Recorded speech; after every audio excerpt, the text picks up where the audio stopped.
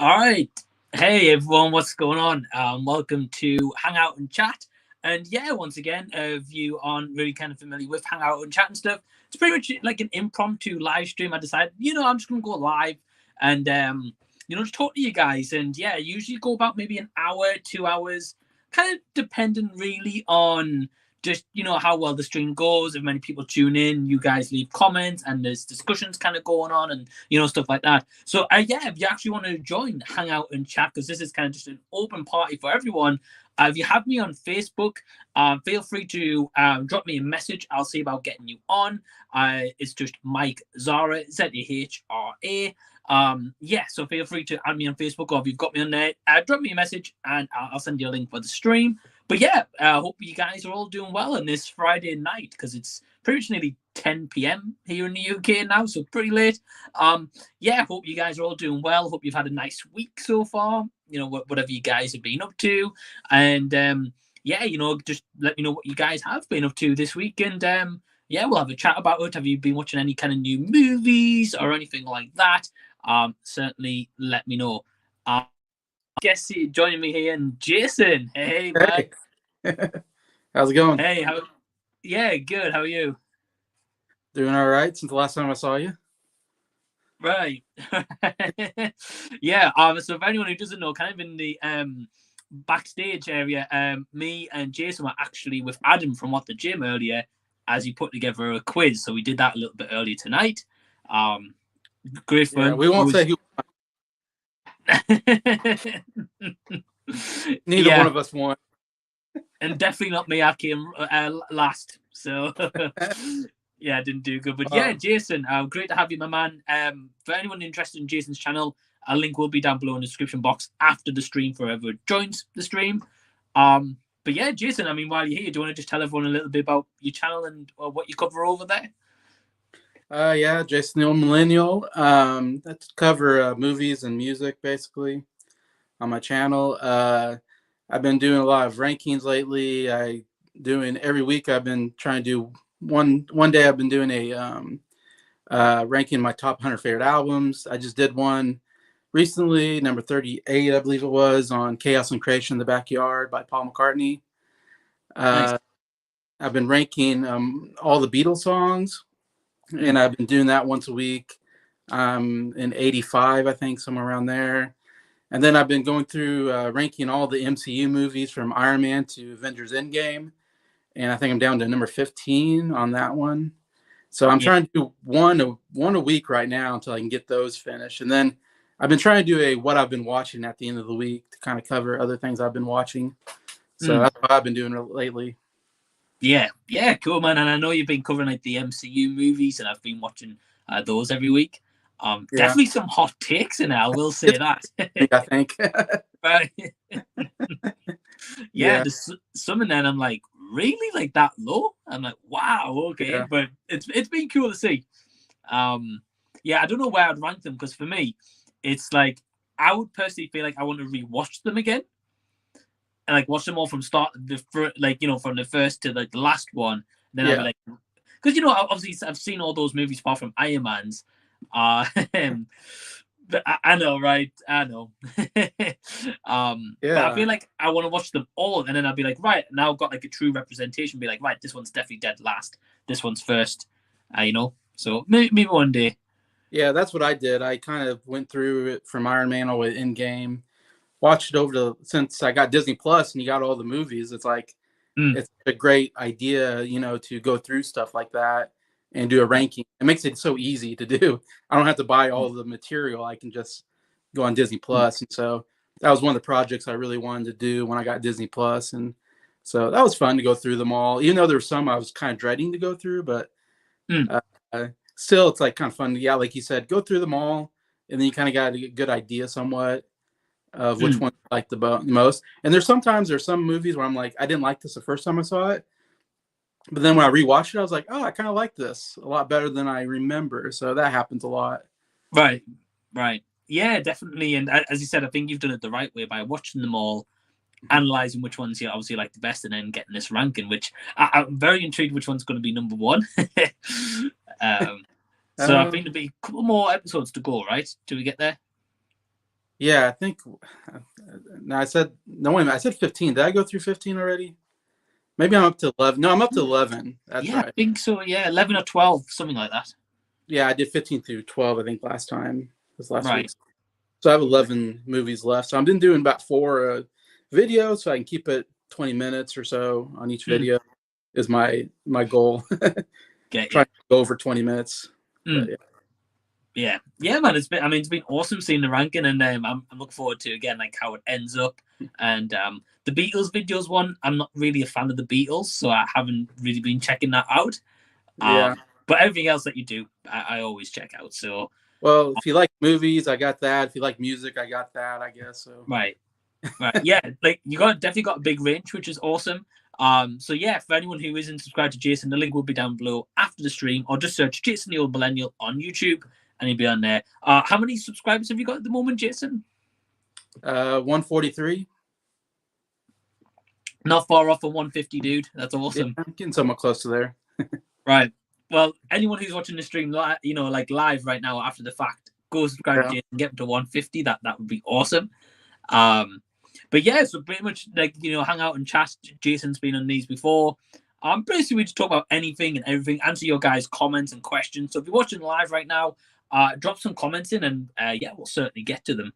We have got a couple here though, Jason. We've got Dave from Interpreted Stars saying, "Hey Mike." So hey Dave, hope you're doing well. Okay. We've also got Exploitation Reviews, Rob saying, "Howdy Mike." So hey man, hope you're doing good. We've got the viewer Drew saying, "Hey, what's up?" So hey Drew, be well. Exploitation saying it's 11 in Germany. We live in the future. Yeah, definitely. Yeah, I'm in the past. Right. I mean, it's 6 where you are. 6, It's 5. 5 hours. I'm 5 hours behind you. What is it? Okay, well, pretty much 10 o'clock, so nearly 5 p.m. your time. About 5 o'clock. Right, definitely in the past then. Yeah, we've got Oliver there here, so hey, hope you're doing well. And we've also got Luke saying, "What's going on, Mike?" So hey Luke, hope you're well, my friend. And Exploitation saying is, my number one MCU is maybe Guardians of the Galaxy. Yeah, good one. Yeah, definitely a solid choice. Definitely one of the better Marvel movies. And I just remember when that movie came out in the cinemas, I saw the trailer for it quite a few times, and I was like, "This looks trash." And don't get me wrong, I've never read any of the comics, so I knew nothing about Guardians of the Galaxy. Right. So when I saw the movie and the finish, I was like, "Wow!" I was like, "What a great movie!" Yeah, it was very surprising. I think it took a lot of people by surprise. Mm. Yeah, it's not at least I've never heard of it before, so it's not a comic. I think normal people, I don't know if normal is the right word, people that don't read comics know about. Anyways, and yeah, you got a talking tree, or not kind of a talking tree, I guess, but talking raccoon or whatever. Yeah, so definitely, very strange, but that's what really helps the movie. I think the strangest, and also the colors. I love the whole color scheme of the movie is very interesting. I don't know. It's just a fun movie all around. I would say. And Chris Pratt wasn't a big star at the time. He was known for Parks and Recreation, and he had small parts in like Moneyball and the movie where they go kill Bin Laden. I forget now the name of it. I can't remember. Yeah. So he's like small parts of movies, and then all of a sudden he was the lead in this one, and man, he blew up after that. And so, yeah, pretty big. Yeah, so I remember about Chris Pratt when like he got the role for this, like because I never saw Parks and Recreation. I've seen the memes and stuff like that. Yeah. And he got like really bulked up. He bulked into like shape, and then good shape.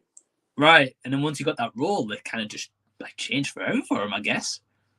Yeah, it definitely has. Because then he did Jurassic World soon after, I think. So he had like 2 major franchises all of a sudden under his belt. Right. I was trying to think. He's in something soon? I think, isn't he? I know he's going to voice Mario, which has been controversial. Right. Yeah. I can't remember if he's in something coming up. But yeah, he's possibly. I mean, he's always in some kind of action movie, usually. Yeah. To me, he's one of the top stars right now, I think. Yeah. He's one of those guys, that's going to be in tons of movies every year. And he's a bankable star that any movie studio would, he'd be top on their list to cast, just about, any. So I think for the time being, I don't know if it's star power has gone down by now, but I mean, he's got Guardians of the Galaxy coming up probably. So. Yeah, I think it's one of those where, like, as you said, he's really in demand. Hollywood like paying attention to him as such, and he obviously must bring in a fan base. So it's kind of like The Rock in a way. Like, he's got a big fan base, so they bring him in for whatever it should be, the project. So yeah, I think it'll be interesting. Like, are you looking forward to Guardians' Christmas special? Yeah. Yeah, I like the Kevin Bacon bit in the trailer. I thought that was good. I'm a fan of Kevin Bacon, though, personally. Oh, really? Okay, yeah. He's a decent actor. Yeah, I don't mind him. Don't get me wrong. Like, he's in like mobile phone commercials over here in the UK all the time. Yeah. So a lot of people don't like him for that. Oh, really? Yeah, but it's kind of like in America, like Nicole Kidman's on like cinema adverts all the time, and people don't like Nicole Kidman for that. So guess one of those things, really. But yeah, we've got a couple of other comments. So we've got Oliver here just saying, "Hey Mike, found your channel earlier, so subscribe, caught your live chat with AJ." Yeah, well, thanks, Oliver, man. I appreciate that. And yeah, I was live last night on Z Talks with AJ's movie chat and video tasting Gareth. Jason will very soon be on a Z Talks, probably be again, so keep an eye out for that. And we've also got Hallam, so Hallam, Harry. Hey Harry, hope you're doing well. He says, "What's up, guys?" So hey man, hope you're doing well. We've got Gareth from Video Tasting, who was on the channel last night saying, "Evening, guys." So hey man, hope you're doing well. And Exploitation Review says, "My favorite Marvel movie that isn't MCU is Spider-Verse. That film is amazing." Have you seen that one? Yeah, the animated. Yeah. And won the Oscar for Best Animation Movie a couple years ago. I think they're working on another one. I don't know when that's coming out, but yeah, that's pretty. I think next year, if I'm not mistaken. Probably. I think they're working on it. Out. It. Was that? Did you see it? I saw that one. Yeah. Okay. What do you think? I thought it was an awesome movie. Yeah. It's just like a kind of a breath of fresh air, really. Yeah. And I think the sequel to it, because I know it's going to be in 2 parts. I believe the first part was meant to come out this year, but they delayed it for whatever reason. Yeah. So I think it's next year that Into the Spider-Verse. I can't remember what it's called, or Cross Spider-Verse, something like that. But I think that's next year, that one. So it'll be interesting how to follow it up. It's kind of the first movie, maybe, that I really heard about this whole idea of multiverse. I don't know if that was a thing at the time. Now it's the big trend. Everything wants to be multiverse, I think. Right. And that really kind of started this whole thing. Like, oh wow, like bringing these people from different universes, of course. And then we got Spider-Man No Way Home, I guess, and Doctor Strange dealt with the multiverse, and then something recently dealt with the multiverse, I think. Maybe not. Maybe I'm just thinking Spider-Man and Doctor Strange. Probably all the Marvel movies. I guess What If, the TV show What If. Right, yeah. That dealt with the multiverse. So, yeah, that was a cool new concept, this whole multiverse thing. It's been really interesting the way they've been doing this in movies now. That I think they're going to continue doing the multiverse because it's really doing well, I guess. Yeah, I mean, obviously it's pulling like money at box office returns, and I think with Disney now owning all these properties, right? To bring in like X-Men as well now and stuff. Yeah, I think they kind of had to go with the multiverse option, and I think when they started that multiverse originally, like in Spider-Man Far From Home, I believe, when Peter Parker says to Mysterio, like multiverse, what's that kind of thing? You're right. That's where I heard it. Yeah, I think I wouldn't be surprised that was maybe around the time when maybe Disney were like thinking, right, we're going to get these acquisition deals from these studios, and then eventually, obviously, they're all Marvel characters, so we'll have to bring them together. So I think that's probably when they thought, oh, we'll tease the multiverse idea. And I think the issue is now, though, you had like Spider-Man No Way Home, which was a fantastic movie and had all these awesome, well, not really cameos, but obviously a lot of, characters from the past as such as well. But they had a reason to have them in that movie. Whereas I think like the expectations in a way now, and tell me if you disagree, is because of all that happened in Spider-Man, which was kind of like the first movie to do that. Everyone's like, oh well, Doctor Strange has got to have 20 different people in that movie. Thor: Love and Thunder's got to have another 20 different people in that movie. Black Panther probably coming out thinking, oh well, let's pull out another 10 characters from the MC in Marvel land somewhere, bring them in Black Panther. I think that's where it gets a bit carried away. Right. Yeah. Probably. What expectations? I think it's a tough one. I mean, Thor: Love and Thunder we could probably talk about all day. But I think that movie was just purely because of Ragnarok being like a standout kind of movie. The expectation was pretty high. It's I don't know how he just couldn't recapture that magic. I don't know how. It's the same director writer, so you think he could do it again. Same cast, everything. Not same cast, but I mean, you got the major cast members. Right. I don't know how they couldn't do it, but they didn't do it. I don't know. They couldn't pull it off for a second time, which is very disappointing because I was looking forward to that movie. Right. Rock, but yeah. Right. Yeah, I think that movie was just kind of messed up in its own idea and like having too much stuff going on. And the point of like Guardians was in there for 5 minutes, and then they thought, right, well, we need to explain the Guardians and why Thor's still with them. And then I thought they were going to do a movie together after the end of Endgame. Well, I think that's what everyone expected with Guardians being in like Thor: Love and Thunder. Yeah. They were like, oh wow, we're going to get this like epic adventure of all of them 4 or 5 with Thor. And it's like the first 5 minutes he shows off in a bloody Jean-Claude Van Damme splits kind of scene. Yeah. And then he goes off, and then they go off. They're like, nah, we're good. See ya. Yeah, they're kind of.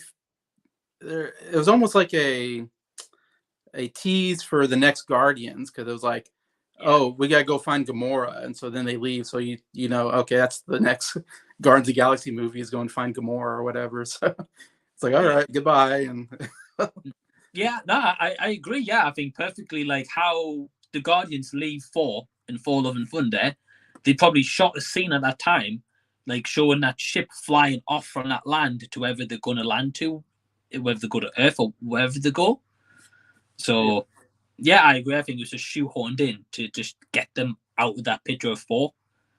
But just a shame. I would have liked the Guardians to have been there for the full movie, or at least like half the movie.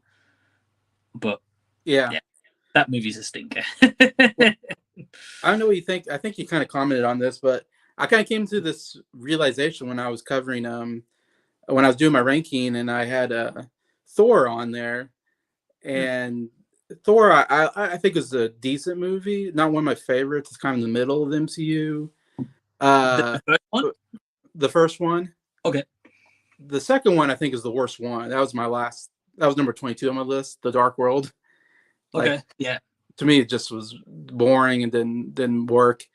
Then Thor Ragnarok is one of my favorites. So they all kind of fall on different planes. And then, of course, I didn't cover Love and Thunder, but that would be towards the bottom of my list anyways, let's say. Right. And I came to this realization when I was looking at it, and I was like, the one movie I really like is the one where Natalie Portman's not in it. And I don't know if that's a coincidence or not. And I was just like, kind of think of it. There's something, and not that I'm like a hater on Natalie Portman. I think she's a good actress. I don't think you like her. I don't know if it's you that don't like her or something. Nah, not fun. Yeah, you're not a fan. So I'm not like a big fan, but I don't mind Natalie Portman. But there's something about she doesn't work in these movies or something. I don't know. I even thought that when I saw Thor: Love and Thunder, my thought coming back was like, why bring back Jane Foster for this role? Like I was like, I would be okay with her not being they would have done with the whole storyline, I thought it'd been better, the movie, but I don't know if I'm the only one who thinks that, or that's just something I just realized on my own. Like, wait a minute, Natalie Portman's on in this one. This is a good one. Right. No, I've been honest with you. I completely agree. I think it's yes, I'm not a fan of Natalie Portman, but I can admire that she is a good actress. I'm never going to say she isn't, because she is. But yeah, like for me, I just don't think like her, as you said, the chemistry with Chris Hemsworth, I just don't think it's there in a Marvel movie. Now, maybe in a rom-com, possibly. That's not Marvel related, possibly. I just think like the character, like she's never had like an interesting character arc, and even in this newer movie, they had a concept of giving her a good kind of arc as to why she hasn't been in the movies. Yeah, but then they make it kind of like a joke, right? And I was like, you've got this serious matter of like she had like a cancer. Mm-hmm. Yeah, it's kind of like very serious. Right, exactly. and then they play it off. It's like she was at like a comedian's like stand-up night as such, and I was just like what are you doing with this story arc? You had the time to like really get the audience to be like, oh, like I really feel sorry for Jane Foster, like poor girl just wants to kind of have some love and maybe reignite that spark with Thor. And it's just like he's more bothered about loving his bloody Stormbreaker. Yeah. His hammer. Yeah, he's more about the hammer than Mjolnir or whatever, than anything else. Right. They just made him dumb. Like that from that first movie, as you specifically said. It was more about like kind of like establishing him as a character, more as like maybe mythology kind of route they were trying to go down with the first two movies at least. Not 100% obviously, but some kind of homage, I guess, to it. And then the third movie, they kind of just made him dumb in a way, but it was fun because hilarious. He bounced off like Mark Ruffalo, for example, or Tom Hiddleston, who him and Tom Hiddleston great together. Yeah. And in the fourth movie, it's kind of like putting him back with Natalie Portman, which didn't work in the second movie. He didn't have Loki. You're right. Right. So there's no Loki. There's no Mark Ruffalo this time. There's no Guardians of the Galaxy to like kind of crack jokes with him and being like, oh, like you still have feelings for her, kind of thing, There was none of that. So if you just leave them two characters to the devices, which they did in 4-2 Dark World, why the movie sucks. Well, in my opinion, anyway. That's a good point. I think you're right there. Again, it's just my opinion. People might be in the comments right now and think, oh, Mike's talking a load of these guys hot don't know right now. And that's fair. I mean, if anyone's watching live right now and you really like Natalie Portman as Jane Foster and think she works in the 4 movies, let us know that if you do and why. I would love to hear other people's opinions on that one. Very quickly, by the way, we've got Rashad saying, yo, on the clock, but it's slow as a grandpa's walk. Just stopping to say hi. Hey, Rashad. Hey, Rashad. I hope work picks up for you, man. But yeah, sorry, Jason, what were you saying? I don't know if I'm talking too much about this subject, but I've been thinking about it lately, I guess, because I've been reviewing the MCU movies. But yeah, I never wanted those two to get together, to be honest with you. I said this in my video, but I'm like, Thor, you have this girl on your team. He has like this gang of friends or whatever that go on adventures with him, Right. There's this really good-looking girl in the group that's this warrior goddess who, for a long time, she's an Asgardian. You have a lot in common. Why do you go after Jane Foster? That's part me. I agree, yeah, because like for example in Thor Ragnarok, when Tessa Thompson's character Valkyrie's introduced, they kind of have that kind of like sexual tension chemistry going on. Yeah. In a way, and I'm like, oh wow, I was like, I could see them kind of getting together. Yeah, you're right. And then obviously they're kind of flirting in that movie. And I know in the new one they're saying like she's bisexual, I think, if I remember right now. So yeah, something like that. Which I was like, okay, fair enough. But yeah, you're right. Like in that third movie, I think he mentions Jane Foster like one time to be like, oh, this is where she's at or whatever. But it's not the whole movie. He's pining over her, or he's like, "Oh, I miss her so much." Right. He's like too busy flirting with Valkyrie. Yeah, right. And then they kind of just drop that in a new movie. They're like, nah, we don't want her to be with Thor. You're right. Yeah. So the fourth one, it's back to, oh, I miss Jane. And it's like, really? Like, right. You're right. Like, I don't remember that in the third. You're right. Yeah. So that's kind of weird that they go back to the whole Jane love story, which just didn't work for me. It's like you met one time, and I guess you're both good looking, so I guess that's enough for the attraction. But I feel like there should be more than just being good looking. I don't know. 100%. Oh, I completely agree. Yeah, you can't just be like, oh, they're great looking, let's go after them kind of thing. Yeah. Yeah. More, but yeah. Yeah, I mean, it's a bad movie. I'm going to wait to see if other people comment here. We've got quite a few comments, so we'll go through a couple, Jason. Okay. I'm sure Thor will come back. Don't worry. So Harry's asking, any thoughts on the new Avatar trailer? Have you seen it? I wasn't aware there was a new trailer until I think you talked about it on Detox. I think, if I remember right, didn't you? Yes. Yeah, spoke about it last night. Yeah. So they released a new trailer like 1-2 days ago, maybe maximum. Yeah, that's news to me. I don't care. I mean, fair. Fair. No, but a lot of people are like that as well. They're just like, oh, Avatar too late, kind of like sequels too late and stuff. I mean, personally, I saw the trailer. I thought it looked like visually it looks amazing. Sure. I'm interested to see what they're going to do like 12 years or 13 years later after that original movie in 2009, if I'm not mistaken. Yeah. I mean, I generally think when it does come out, though, there's going to be a big audience for that movie and it's going to break numbers. Yeah, I know. It's one of those things where it's like, it's going to be a big movie, though, so people are going to feel like they should go see it probably because Avatar did so well.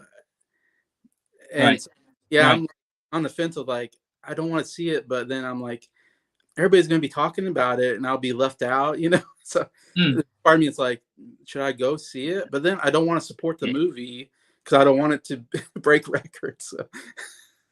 Like, I'm okay with Avengers Endgame being the record breaker because I love that movie. So I'm like, I don't want anything to beat Endgame. So it's like, I don't want to support anything that's going to beat that one. Well, Avatar's back at number 1 anyway at the moment. Is it? Yeah, because Endgame beat it. Yeah. And then what happened was James Cameron or the Avatar Twitter page was like, oh, congratulations, whatever, beating us. And then they re-released Avatar in the cinema, and Avatar took money, so it beat Avengers. So that counts? But yeah, because it took more money at the box office. That's so stupid. I don't like that.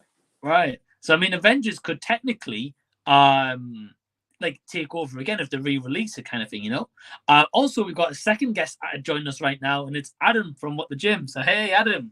Hey, gents. Hey, how are you? I'm doing all right. You kind of hear me all right? Yeah. Can hear you fine. Good. Yeah. So I was just saying to Jason at the start of the stream and everyone watching that we were just doing a quiz like a couple of hours ago maximum. Yeah. So it was great. That I really enjoyed it.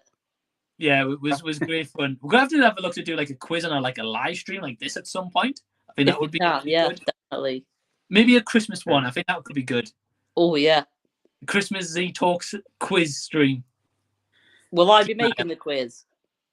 I could do, yeah. Or you can or we could all do questions each. Well, it could do. It might get a bit convoluted if everyone's doing questions, but we'll have a look. I'm sure we'll figure something out. Right. Yeah. Anyway, so we've got Adam here now. So we've got Adam and Jason.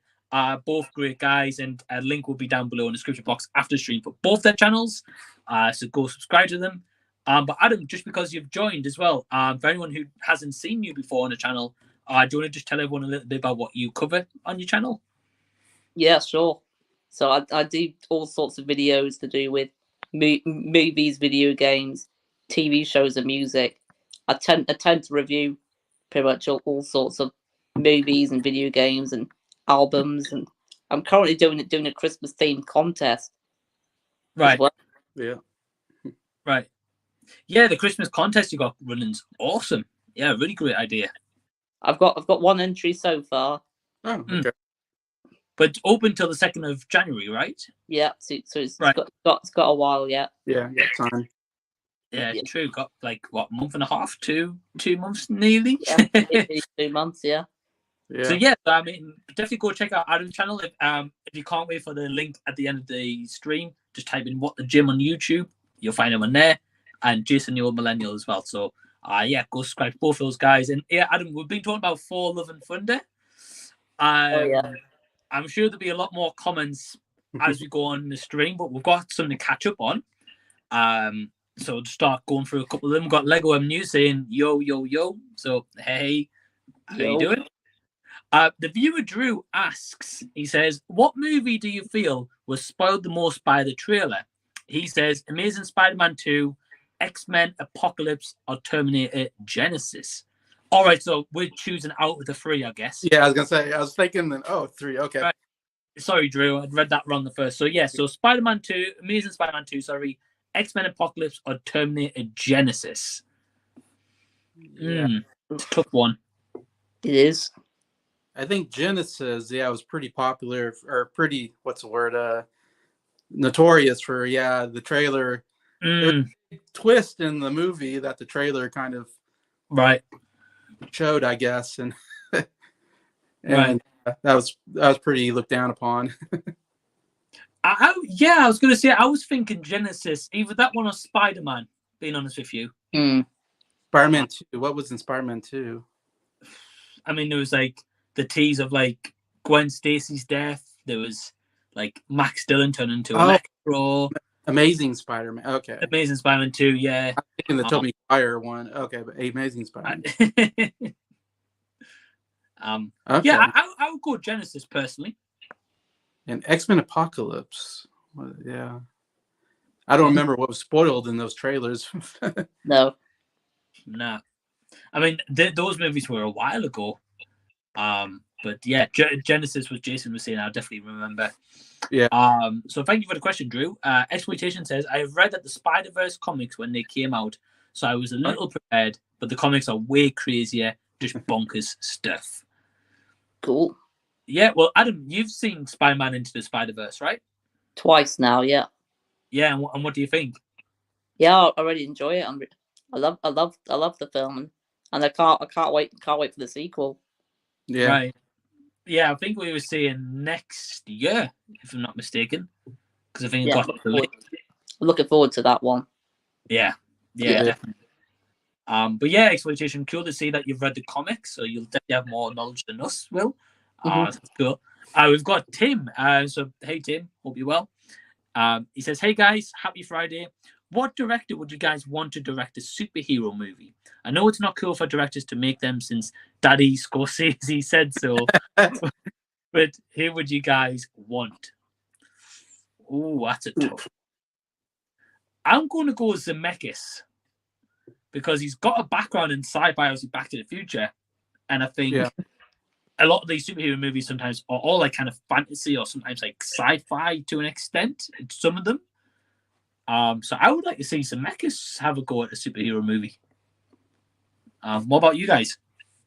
I'll go with him as well. Zemeckis. I'm trying to think of an out of the box kind of answer, like Tarantino or something would be interesting. Wow. Okay, that would be interesting.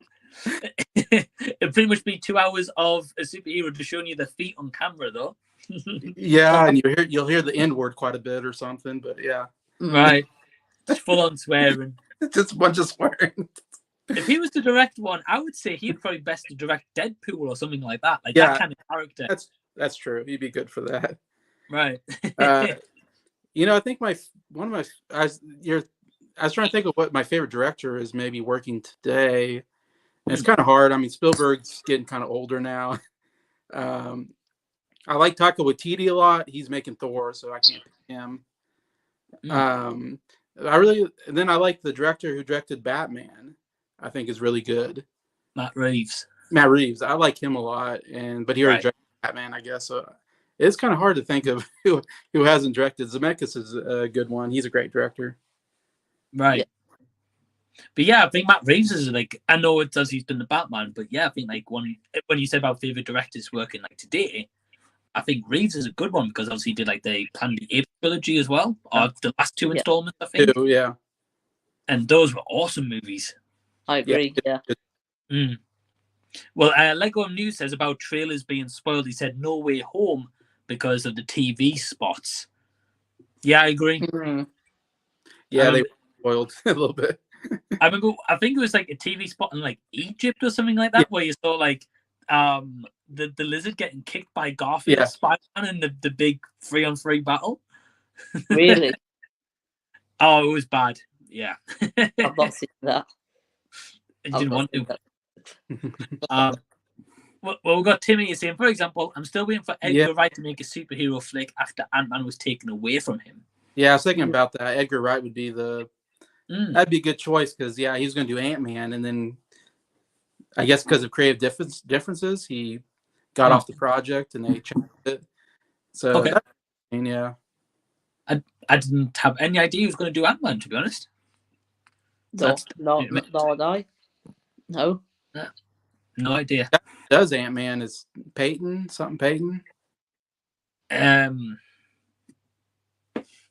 No idea. I think his name is Peyton or something like that, but yeah.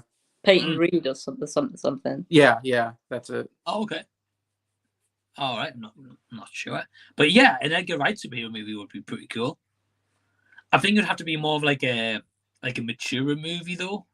Because of it doing like Hot Fuzz and like Last Night in Soho and stuff, And he's very comedy oriented director, so that's why Ant-Man would have worked well with him, maybe. Yeah, because of Paul Rudd and everything. But yeah, I think it's tough, right? Because whichever director comes in now, it's more the fact of like, I'd say back then when they did like Ant-Man and like Iron Man 4 movies, they probably had more leeway with directing the movie. Whereas it feels like now when they direct a movie or a TV series, they're like, right, well, this has got connected with this project in 2 years' time. Right.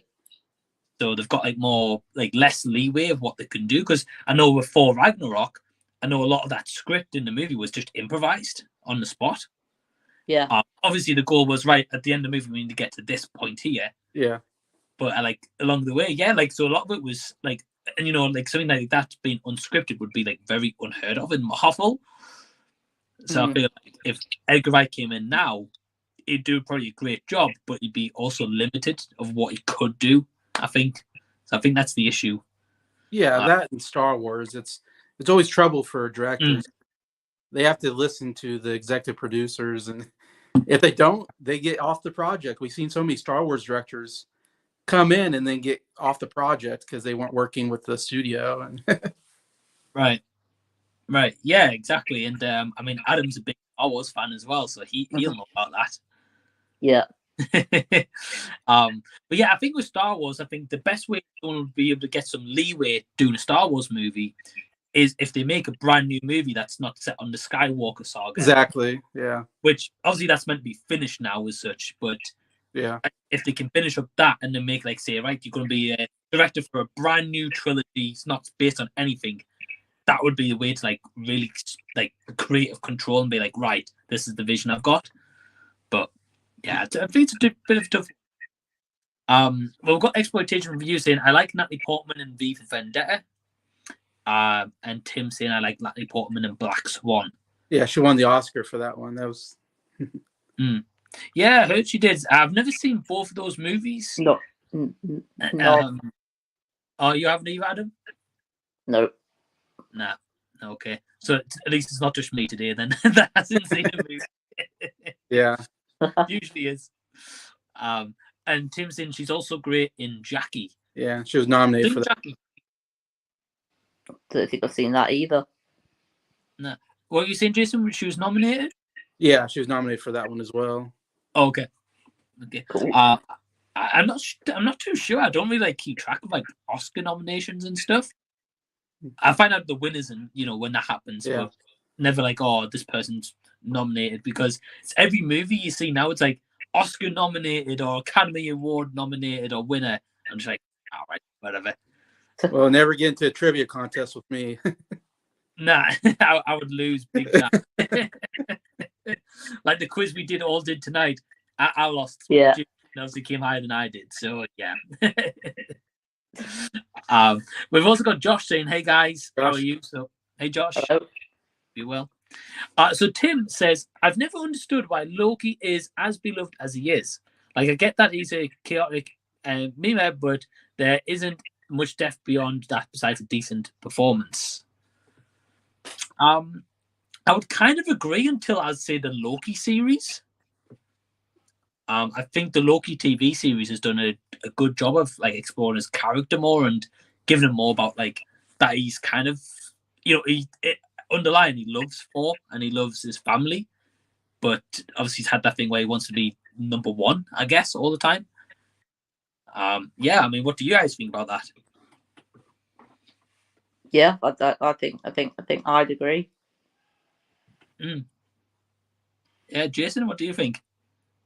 Why is he beloved? Or Yeah, so Tim's saying he doesn't understand why he's much beloved. He thinks that there isn't much depth besides a decent performance.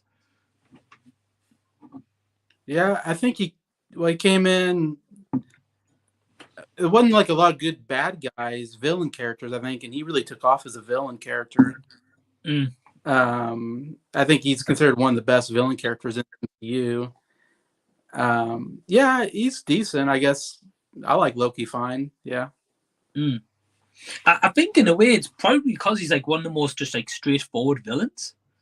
He just wants to like take over Asgard, really, or he did want to and get the Tesseract and that kind of story arc. And obviously they've built him up well over so many movies.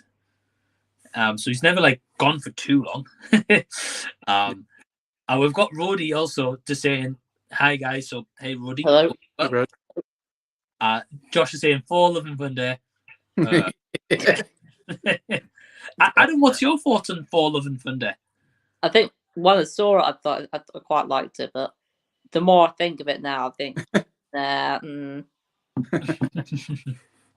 get you. So you used to be a fan, but not so much anymore. Yeah, it's all right now. I don't mind it. Yeah, get you. Yeah, I think it's one of those like yourself. You know, when I walked out of the movie, and I think we're all kind of like this at times. We might think, oh, that movie's maybe better than it was, or it wasn't as good. But then we might think, oh, well, actually, it was pretty good. And I remember walking out before, like yourself, Adam. And I thought, that was all right. You know, I thought it's a popcorn movie kind of thing. And the more I thought about it, I just thought like the story just makes no sense, you know. And those screaming goats for 2 hours. Oh, that was such a terrible idea. Right, giving nightmares for weeks. Those goats. Oh. I'm still not over it. Yeah, I agree. Well, sorry if you have a nightmare about goats tonight, Adam. I didn't mean it. It's all right. Well, in regards to Loki, Exploitation is saying people like Loki because he's smoking hot, or at least he's heard from his wife. That's the reason why. I didn't know that part, I guess. No. That's fair. Well, apparently Rob's wife thinks that, so that's why he's lovable. Sure. We've got our busy Aussie family saying hey Z and everyone. So hey, hope you're doing well. We've also got my brother Joe saying evening gents, hope all is well. Don't know how much of the stream I can catch as I'm at work. Who's everyone's favorite YouTuber? So yeah, hey Joe, thanks for tuning in. I've got two favorites. Go for it. And they're both on the stream now. Who? You two, yeah. Well, thanks, man. Thanks. That's really nice. Yeah, I got many that I don't know. I can say one over the other. They're all so great. The ones I follow. I think it's tough to answer the question because I can only comment for myself here in terms of like people I'm subscribed to. Is like you guys I'm subscribed to, and like kind of like a lot of people in our YouTube community group. So for me personally, like I don't follow pretty much hardly no big YouTube channels. I always support like you guys and like myself, who are maybe considered like small YouTubers, because I feel like our content in a way, and I'm not trying to like suck up or anything here, but I feel like our content in a way is more realistic. and you get like more like natural review, I guess, where some of the bigger YouTubers might be like, oh, they're getting paid by a company to be like, oh, this movie's great, go see this movie. Or they're not as passionate about it anymore, and they're just doing it for like a paycheck as such. I could be wrong, and I'm not saying that everyone thinks that, by the way. It's kind of a little bit of my take on it. But at the same time, I do like Mr. Beast, so I can't really say anything. But I wouldn't say favorite, but I like watching Mr. Beast's content. Okay.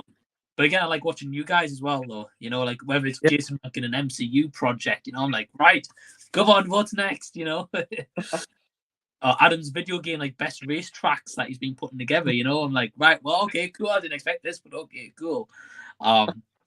So yeah, well, I tell you what, why don't we rephrase the question? Outside of maybe say like a YouTube circle and like close friends, right? Say like maybe a bigger YouTuber, who's maybe your like favorite like bigger YouTubers? I've got a couple. Okay. One of them you just mentioned, Mike. Mr. Beast. Mr. Beast, yeah. Mr. Beast, all right, cool. And I've got a favorite gaming YouTuber as well. Yeah, who's that? Jacksepticeye. Okay. Yeah. He's the Irish YouTuber, yeah. Yeah, my partner knows. Yeah, my partner knows that channel. Yeah. Funny Irish. Nah. But Jason, how about you?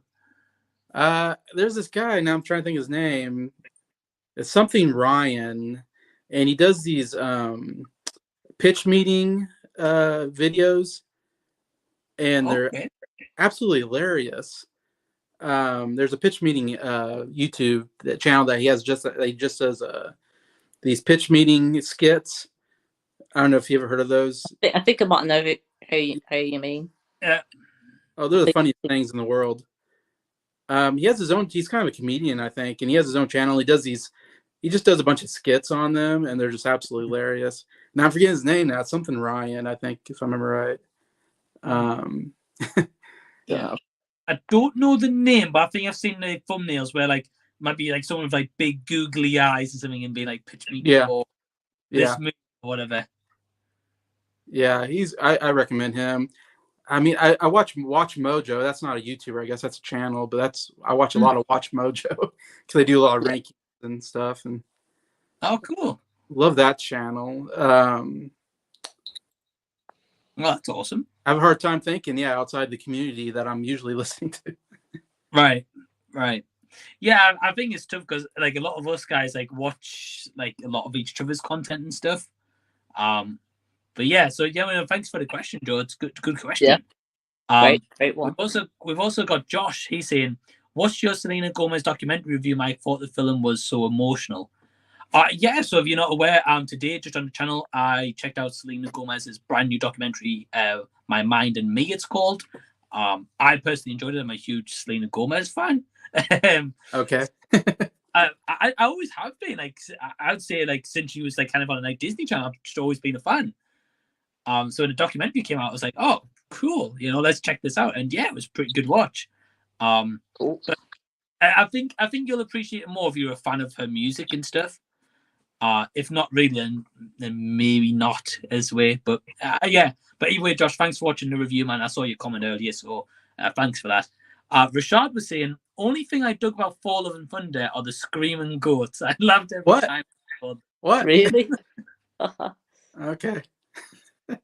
It worked for you, Rashad, then. Didn't work for us. Right.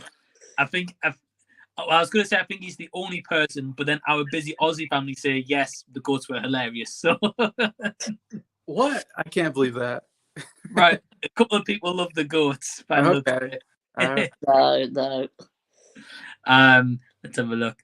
Lego News says November, the month where I listen to Christmas music like crazy and rewatching my all-time favorite Christmas movies for the 1000th time. This is what Christmas just does to me. Well, hey, that's awesome. Never too early to listen to a Christmas song. If you want to get in the mood for Christmas, then have you guys listened to a Christmas song yet? Not really. I think I've listened to one in like March time, but by mistake. I mean, I've seen the memes come. I've seen the memes recently where Mariah is showing like Mariah Carey's come out of like a cave, and she's like, "I'm here." Brilliant. Yeah, because her Right. song was like one of the biggest, I think. If not the biggest. Yeah, the what is it? The Like All I Want for Christmas. All I Want for Christmas. Yeah, seemed like I've seen that's like one of the biggest sellers, or it's always big on the list. Yeah, so I can see that.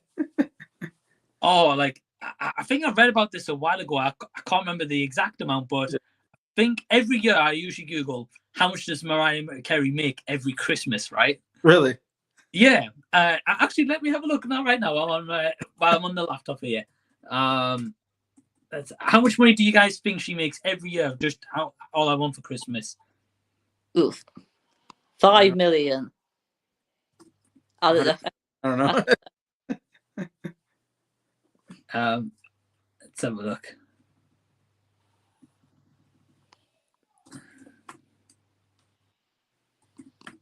So, Jason, do you have a guess?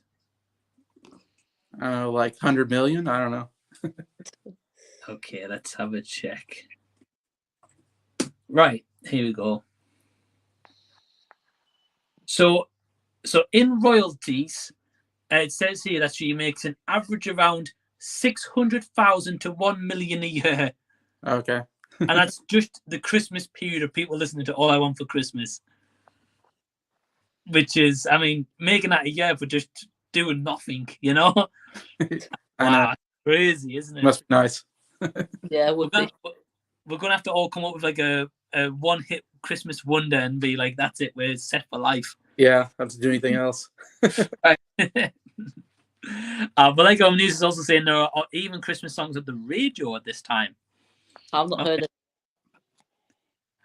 No, Adam, I was going to say, I don't think I've heard any either, but I do know on like when I go in my car and you can go for like a list of radio channels, there is like a dedicated Christmas channel, and I'm just like, I'm not putting that on yet.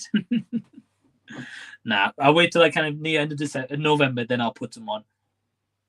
Yeah, I don't listen to the radio, so I don't come across Christmas music unless I put it on Spotify, I guess, or have a Christmas. In the car, I'm the radio. Yeah. Yeah. Yeah, I pick what's on the radio. Right. When I was younger, though, of course, around this time, they would start playing Christmas music, and I would just put it on the channel and just listen to Christmas music for, a good month or so. I love Christmas music, so. Yeah. Yeah, same here. I just think it's just one of those where I feel like for example, when you guys say about in the car, like usually in the car I don't listen to the radio. I usually just put my USB into my phone and I'll just like listen to like a YouTube video playing. So like I might like say like Jason's ranking, I'll be like, oh, let's listen to Jason. Really? Then when I parked up, I'll come and be like, all right, cool, because I'll take in everything you said. I'll be like, right, well, this is what I thought of this, and this kind of thing, you know. That's what I usually do, because I find that a lot of the time I'm driving, like going somewhere. So that's when I usually find the time to listen to your guys' videos. Or just anyone's videos, to be honest with you. That's usually time I'm like, right, I've got time now. I'm going to watch this video, technically watch it, but it's listening to the video, you know.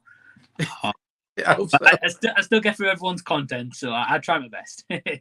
Yeah. We've got Tim also saying here, just for my own amusement, I want some of my favorite art house indie film directors to make these big budget superhero movies. Yeah. I think that could be cool. Yeah. I think with a director in a way, though, I don't know if your guys' opinion on this, but say if you've got like a small art house indie director who has maybe, say, 1 million budget to make a movie, and then all of a sudden they're given a big superhero movie that's 200 million. I think they'd maybe fall under the pressure a little bit from having like a small budget like that to like 200 million, for example, straight away. I think could just be a bit of a big jump. I don't know if you guys agree or not. Yeah. Yeah, I guess I don't know what. Yeah, because I was thinking we've seen some examples of kind of small time directors getting the big, big project, and then I don't know if these counts as indie directors. I think like even Taika Waititi was not doing big movies, and then he got Thor Ragnarok, which much different than anything he's done before, and so it's kind of weird to go, okay, Taika Waititi, could he do this? And he did it. Well, job. So, that was a great one. I think of the guy who did. I'm forgetting names. The guy who did The Last Jedi really hadn't done anything that big. I don't think. Was it Ryan Johnson? Yeah. That's a much huge movie compared to anything he's done up to that point, budget wise. Now, whether you like that movie or not, I guess it made a lot of money, and it's made him a bigger director afterwards, I would say. And then I was thinking of Chloe Zhao, who did really small movies, and then she got Eternals.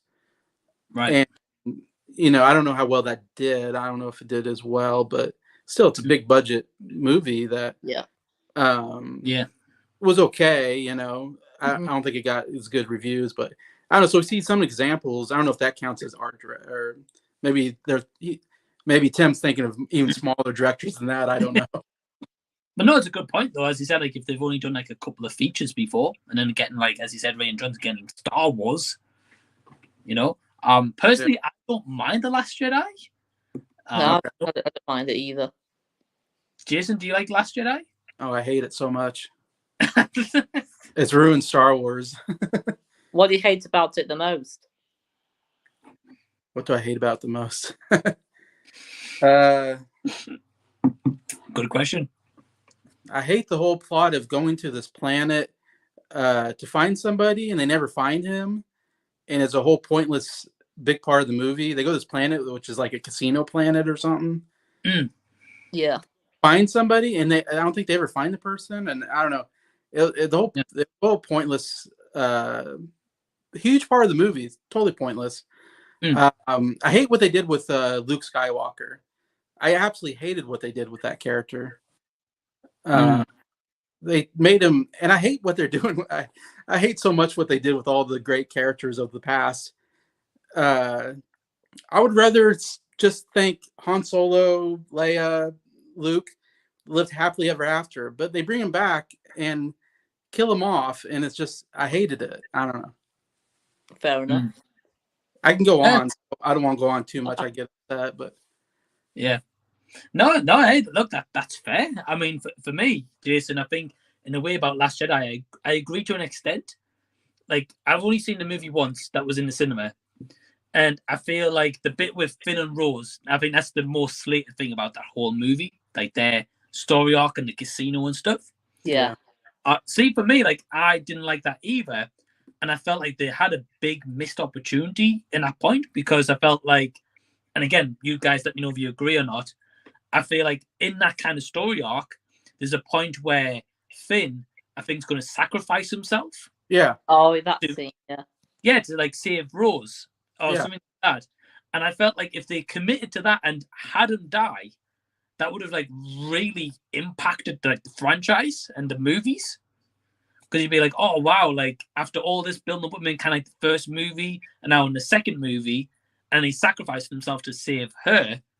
I think that could have been like a redeemable to that whole plot arc. But because in the last minute she then saves him, it kind of makes that just all redundant. Yeah.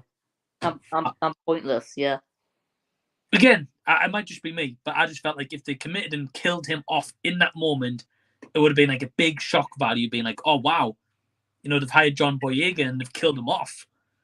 And like, and obviously there was this whole arc, but when they save him, it's just kind of like what was the point? There's no real threat to that moment. So, yeah, I agree with you guys though about like the old characters getting killed off. Like Han Solo had the best death. At least he died with some kind of purpose. Yeah, murdered by his son. That's terrible. I don't know. That's right. Yeah. Right. At least he kind of did, but then yeah. I mean, I wish we could get Anthony Perez right here right now, because he would talk about this with Star Wars or you guys. But yeah, like the film. What's that? Did you like it? Does Anthony like it? Oh, it's like Anthony's like live and die. He lives and dies Star Wars. So he would be the best one to talk about with like Star Wars, like Last Jedi, Force Awakens, Rise of Skywalker, and well, any Star Wars, to be honest with you. But yeah, Perez is the person to talk about with Star Wars. So one day I'll get him on a stream, because I'm going to rewatch like all of them at some point. So I'll definitely get them on a stream, and you guys. But in terms of directors, Tim was saying like Gaspar Noé, Michael Haneke. I don't know any of them. So yeah, I'm assuming really indie budget ones. Yeah. Well, fair dues, man. You know, thanks for that comment, because I've got no clue on that. But yeah, seeing a name like that being like Black Adam, you'd be like, oh wow, who the heck's Gaspar Noé? You know. But yeah, anyway, we've also got D Movieman here saying, hey, my cinematic compadre. So, hey, D, hope you're well. He says, I'm curious to know what film you think is really flying under the radar and not getting enough attention, and what film is possibly overrated and getting too much attention. Oof. Okay. Now, I'm assuming by that kind of question, it seems as if kind of maybe a movie that's like come out maybe recently. I was going to say, is it recent, I'm guessing? It seems like it maybe the way I'm reading that question sounds like maybe a recent movie, or like a movie that's out now as such. Let's have a think.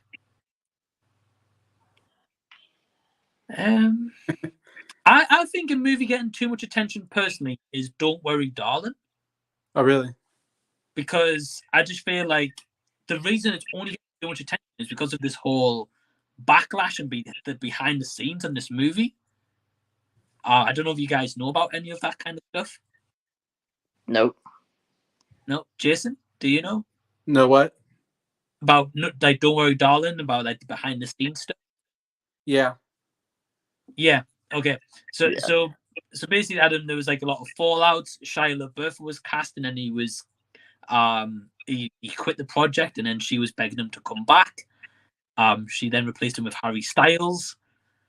So there's a lot of stuff going on, but I feel like that movie's getting a lot of attention for just probably because of that. Right. Right. And I feel like that's getting too much attention for, and it's not needed because the movie's pretty terrible. At least in my opinion. I wasn't a fan of the movie. Yeah, sounds terrible. Yeah. But in terms of movies going under the radar, I don't know, have you guys seen any movies recently that you really loved? I'm trying to think, really. I already talked about Pinocchio, so I probably can't talk any more about that. I probably talked to that to death. But right. I really like Pinocchio, but I'm the only one. But yeah. Yeah. Yeah. I know you were saying like you really like Pinocchio, yeah. I'll go going back. Yeah. Lost you for a second. Someone was FaceTiming me. Oh. Yeah. No problem. That now. That's good. So yeah, I know. So Jason, you were saying Pinocchio. I know you talked about it last time. I think we're on Hangout and Chat or Z Talks. Z Talks, yeah. Right, and then I know you talked about it in your most recent, like what you recently watched as well. Yeah, I went on a whole thing on that. I still want to watch it, so at least I can give you like my kind of opinion on it. You know. Yeah. Especially when I've seen no Pinocchios, I would be like fresh into the whole world of it. You know. Yeah, and I know Adam saw it, right? Yeah, I saw it. What do you think, Adam? It was okay. I thought it was. Nah, I don't really know what to really say about it. It's just okay. It's just an okay remake. Just okay. Get you. Yeah, that's fair. Well, Jason, do you have a movie that you think's getting too much attention right now? Oof. What's getting attention right now? Maybe Blonde. I guess, yeah. I don't think anybody likes that. Well, I was surprised that was it AJ the other day? AJ Movie Place. Yeah, you saying he really liked the movie. That shocked the heck out of me when I heard them. I was like, right. Like I don't get that at all. I mean, it's the worst movie to me. Right. Yeah, I wasn't a fan. I've not seen it yet. I probably won't watch it now then. Oh, Adam, don't. Yeah, don't. If I can honestly give you advice, don't watch Blonde. Yeah. What's it bad about it? It's pointless. Do we have 5 hours to talk about this? No, Adam. I don't know. It's boring. It's long. I don't know. Best thing to do, Adam, is after this stream, if you get time, check out Jason's thoughts on Blonde. Yeah. Yeah, I'll do that. Check it out. Yeah. I'll go my letterbox review if you want to hear my thoughts on it as well. But yeah, how about you, Adam? What movie do you think's getting not enough attention and maybe too much attention at the moment? I can't really think of one right now. Yeah. Yeah, it's a good question. Struggling. I don't watch new movies as much as other people. That's my problem. I'm kind of in movies that already came out a little while ago. I'm usually catching up to the movies. Well, I'm going to the cinema tomorrow. Oh yeah. What are you going to see? It's a film called Ticket to Paradise. All right, yeah, I've seen that one. The George Clooney? Yeah. Okay. That one. George Clooney, Julia Roberts. Yeah. I'm sure it'll be quite a good time. Yeah, I'm looking forward to it. Yeah. Well, when you've seen it, let me know what you think. Yeah. Because I've seen the movie, but I don't want to say what I thought of the movie because I want you to kind of go in blind or no expectations, you know. Mm-hmm. So yeah, let me know what you think when you see it. Yeah, I will. D also says here, he says, Mike, if I had to force you to sit through 3 Natalie Portman films in order to get a free flight back to Florida, what 3 films would they be? What Natalie Portman movies would you watch? Oh man. Well, okay, V for Vendetta would be one because I've never seen that one and I've always want to see that movie. So that's one movie. Black Swan, I've heard to be really good as well. So that's 2. It's a weird movie if you like that. Well, I'm open to watching any movie. Yeah, you're Terrifier too, so I guess you're okay. Right. I mean, I don't know what other movies Natalie Portman's done. Just go with the Star Wars prequels. I know you said you got Star Wars, you got Thor. Well, I've seen Star Wars. Oh, yeah. All right. You on about ones that you hadn't seen. Yeah, I've seen Star Wars. Let's have a look. I honestly don't know what other movies she's done. I know everyone talks about like Jackie, Black Swan, and V for Vendetta, and I've seen one of them out of the 3. So, have you seen Garden State? Have you seen what?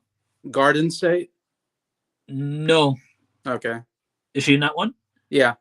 All right, we'll go Garden State then. Yeah, because I don't know a lot about her movies, so yeah, we'll go with that one. But thank you for the question, D. I don't know if that's ever going to happen, by the way, but thank you for the question. Lego News says, I love All I Want for Christmas, but nothing can compare to Jingle Bells, Deck the Halls, and the most wonderful time of the year. Classics. Yeah. Yeah, one of my favorite Christmas songs is Driving Home for Christmas by Chris Rea. Don't know if you guys know. I like that one. What is that? You never heard that one, Jason? Well, I'm not saying it for you, but No, will I? No. Drive what? So Driving Home for Christmas. Driving Home for Christmas. By After who? This, Chris Rea. Who's that? He's from the UK, I believe. Is this a British thing? I don't know. I'll send you a link to this song, Jason. Okay. Listen to that song, Jason. I think you'll quite like that one, actually. Okay. You might end up singing it. Yeah. I'll do it. Future episodes of Z Talks, Jason Driving Home for Christmas. And Adam can be a duet with him as well. No, I'm all right. Well, Tim's asking, what's a movie that you hate but everyone loves, and what's a movie that you like that everyone hates? Oof, good question there. It's a good question. Just trying to look at my collection here, see if there's anything there. Well, I guess a movie that I like that everyone kind of doesn't like is Scream 3. I just found that movie to be like really goofy, but like it kind of knows it's goofy. So I would say that one that I like that everyone kind of doesn't like. But a movie that I hate, Melissa McCarthy movies that people like. Bridesmaids, I guess, is one. That's the big one, yeah. Bridesmaids. Right. Yeah, I don't like that movie. You don't? I was okay, but then I just don't like her. I don't think she's great in the movie. You know, she got an Oscar nomination for it. Really? I really don't know how that happened. Yeah, she got a supporting Oscar for it, or nomination for it. I don't know who nominated that, but jeez. Yeah, they like her in it. Okay, well, that's my answer. So I've given an answer for one that I hear people like and one that I like people don't. So, Jason, Adam, do you guys want to take it away? I'm still thinking about it. Yeah, hate is a strong word, so I'm trying to think. Or maybe say dislike, because I don't hate Bridesmaid, I just dislike the movie. Yeah. You know, I don't like, gosh, I'll say this and you'll hate me for it, but I don't like The Dark Knight. Right. How did I kick off the stream? Yeah. Well, I've got a confession to make. I've only seen the first Dark Knight film. Really? Well, I've only seen the one with Heath Ledger's Joker. Yeah. So I've not seen Begins or Rises. Or Night Rises. Oh wow. Okay. Yeah. Wow. I'm shocked by that actually. Because I thought you would have. That's all. Because I know you like superhero movies. No, I'm definitely gonna watch that at some point. Definitely. But yeah, Jason, you don't like The Dark Knight? No, I don't like it. Wow. I know people love that. That's their favorite movie of all time, and I'm always like, I don't know. I just didn't get it, I guess. Did you like Batman Begins or Rises? Or I like Batman Begins. I really like that movie. Yeah. I have it on Blu-ray. Dark Knight Rises I didn't like either. But and I said I don't hate The Dark Knight. Heath Ledger's performance, one of the best performances I've ever seen. I mean, I was mesmerized by it. There's some good stuff like that in the movie, but maybe, I mean, I'm just saying, like, it was very hyped up, and I just watched it, and I was like, I just didn't get the whole Joker character. Like, who is he? What was his purpose, or what was his motives? I didn't quite get, and he just constantly was like doing things, and I was like, this guy's unstoppable. Like, he just seemed too good of a bad guy. Right. He kept getting out of situations where I'm like, okay, how does he keep?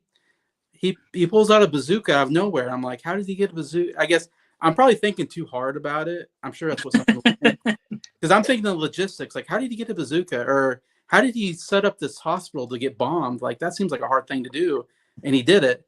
And he just continually does these impossible things. I'm just like Batman is like beating him up in the interrogation room, and he's just like laughing it off. So I'm like, okay, I don't get it. And isn't he human? Shouldn't he be hurting? So I was like, I didn't quite get the character. I wish we could have gotten more backstory on the character, but I guess Joker is kind of famous for not having a backstory, maybe. But it's a bit of a tough one because with the Joker, at least like the Batman Arkham games, like they explore more of his backstory, especially like the Batman Telltale game. Yeah. At least I think it's the first one. Have you played those, Adam? Yeah, I played both seasons. Same. So which one is it that you find out more about the Joker? Is it the first or second one? I think that's season 2. Right. Sounds about right. Yeah. Because I think the first one's focused on like Harvey Dent and his dad, isn't it? You should play those games, Jason. okay. Yeah. They're really good. Yeah, I was going to say, Jason, like if you've got a PlayStation 4, I think it is, or 3 at least, anyway. 4, yeah. Yeah. The Batman Telltale games, that gives you like a good backstory on the Joker about him being in Arkham Asylum, and then in part of the story you get to be Batman in Arkham Asylum, and you can choose to kind of befriend the Joker or like not be friends with him. Okay. And the whole story with that kind of thing. I don't want to spoil it for you, obviously. But that's a really good backstory behind the Joker. But the thing is, with Dark Knight Rises, Heath Ledger was going to be in that movie. Right. Yeah. And they were going to focus it on him, but obviously because of his death, they were like, "Oh well, we need a new villain." Yeah, I think that ruined the. I think it's because in The Dark Knight, it ends with him getting tied up and getting taken police custody, and then you never get resolved about okay, well, what's happened to him. Yeah. Kind of thing. But into that story. I'm still shocked about The Dark Knight, by the way. Though. Yeah. But hey, fair enough. Yeah, that definitely go in this category of I don't like it as much as other people, and I know it. And I recognize I'm the weird one in that situation. But if I ever do like a rewatch and I get like a collaboration or like a live watch party, I'm getting you on board. Okay. But Adam, how about you? Is there a movie that you hate or dislike that people like, or vice versa? Well, there's a trilogy of films that I'm not the biggest fan of, but I still quite like them though. And that's The Lord of the Rings. Oh, okay. So you're not really a big fan? Nah, it's not really my sort of film, really. Okay. Yeah. Get yeah. But Jason loves them, right? Yeah. Right. But it's an interesting take. You guys have kind of both surprised me tonight, to be honest. Yeah, I'll give you a movie that I like that nobody else likes. Okay. It's a comedy called Wild Hogs. I like that movie. I've not seen it. It's funny. Yeah, with John Travolta, Tim Allen. I'd like to say maybe early 2000s, that movie. William H. Macy, Ray Liotta. Really good cast. It's stupid, but I laughed my head off. I've seen it. I saw it twice in the theater. I've seen it so many times. I just quote the movie when I watch it. Right. I know all the lines because I don't know. It's a very quotable movie, and I think everybody kind of hates it because it's very unrealistic. And I guess I have to, you just have to take it and go, yeah, it's unrealistic, but it's fun, and and you just kind of throw logic out the window. But I don't know. I have so much fun with it. Yeah, so I've seen the movie once, I would like to say. And I remember when I did watch it many years ago, I enjoyed it as well. Okay. But there's a lot of movies that like you've got to kind of throw imagination out the window. Like Star Wars, perfect example. You don't see people fight with lightsabers every day, do you? So no. Right. But Exploitation says the new Star Wars movies are trash, and Jason is totally right. They showed no respect to the legacy characters. Yeah. Just shameful. I agree. Of course, I'm agreeing with myself. So what am I saying? I kind of agree. Like for me, I like Force Awakens. At least with Force Awakens, it feels like they had some kind of like story they were going on. And then I think for me, the issue was they had Rian Johnson do the second movie, but he was trying to undo everything Abrams did. Yeah. And then obviously because that movie kind of tanked or bad reception, they were like, oh, let's get Abrams back. So he was then trying to fix that mess. Yeah. While trying to wrap up the trilogy. So I don't blame Abrams. I blame the studios for not just having Abrams for all three movies and be like, right, make all three, get us from here to this point. Yeah. That's the problem. They didn't have like I don't think they had it mapped out, exactly. And Ron Johnson came up and just did his own thing. And it's like, you did everything that the first movie was doing. Right. Yeah, I agree. And I think the issue is that the third movie just feels so forced. And like Palpatine. I'm like, where's he come from all this time? I didn't get that at all. No. And then they had like Snoke.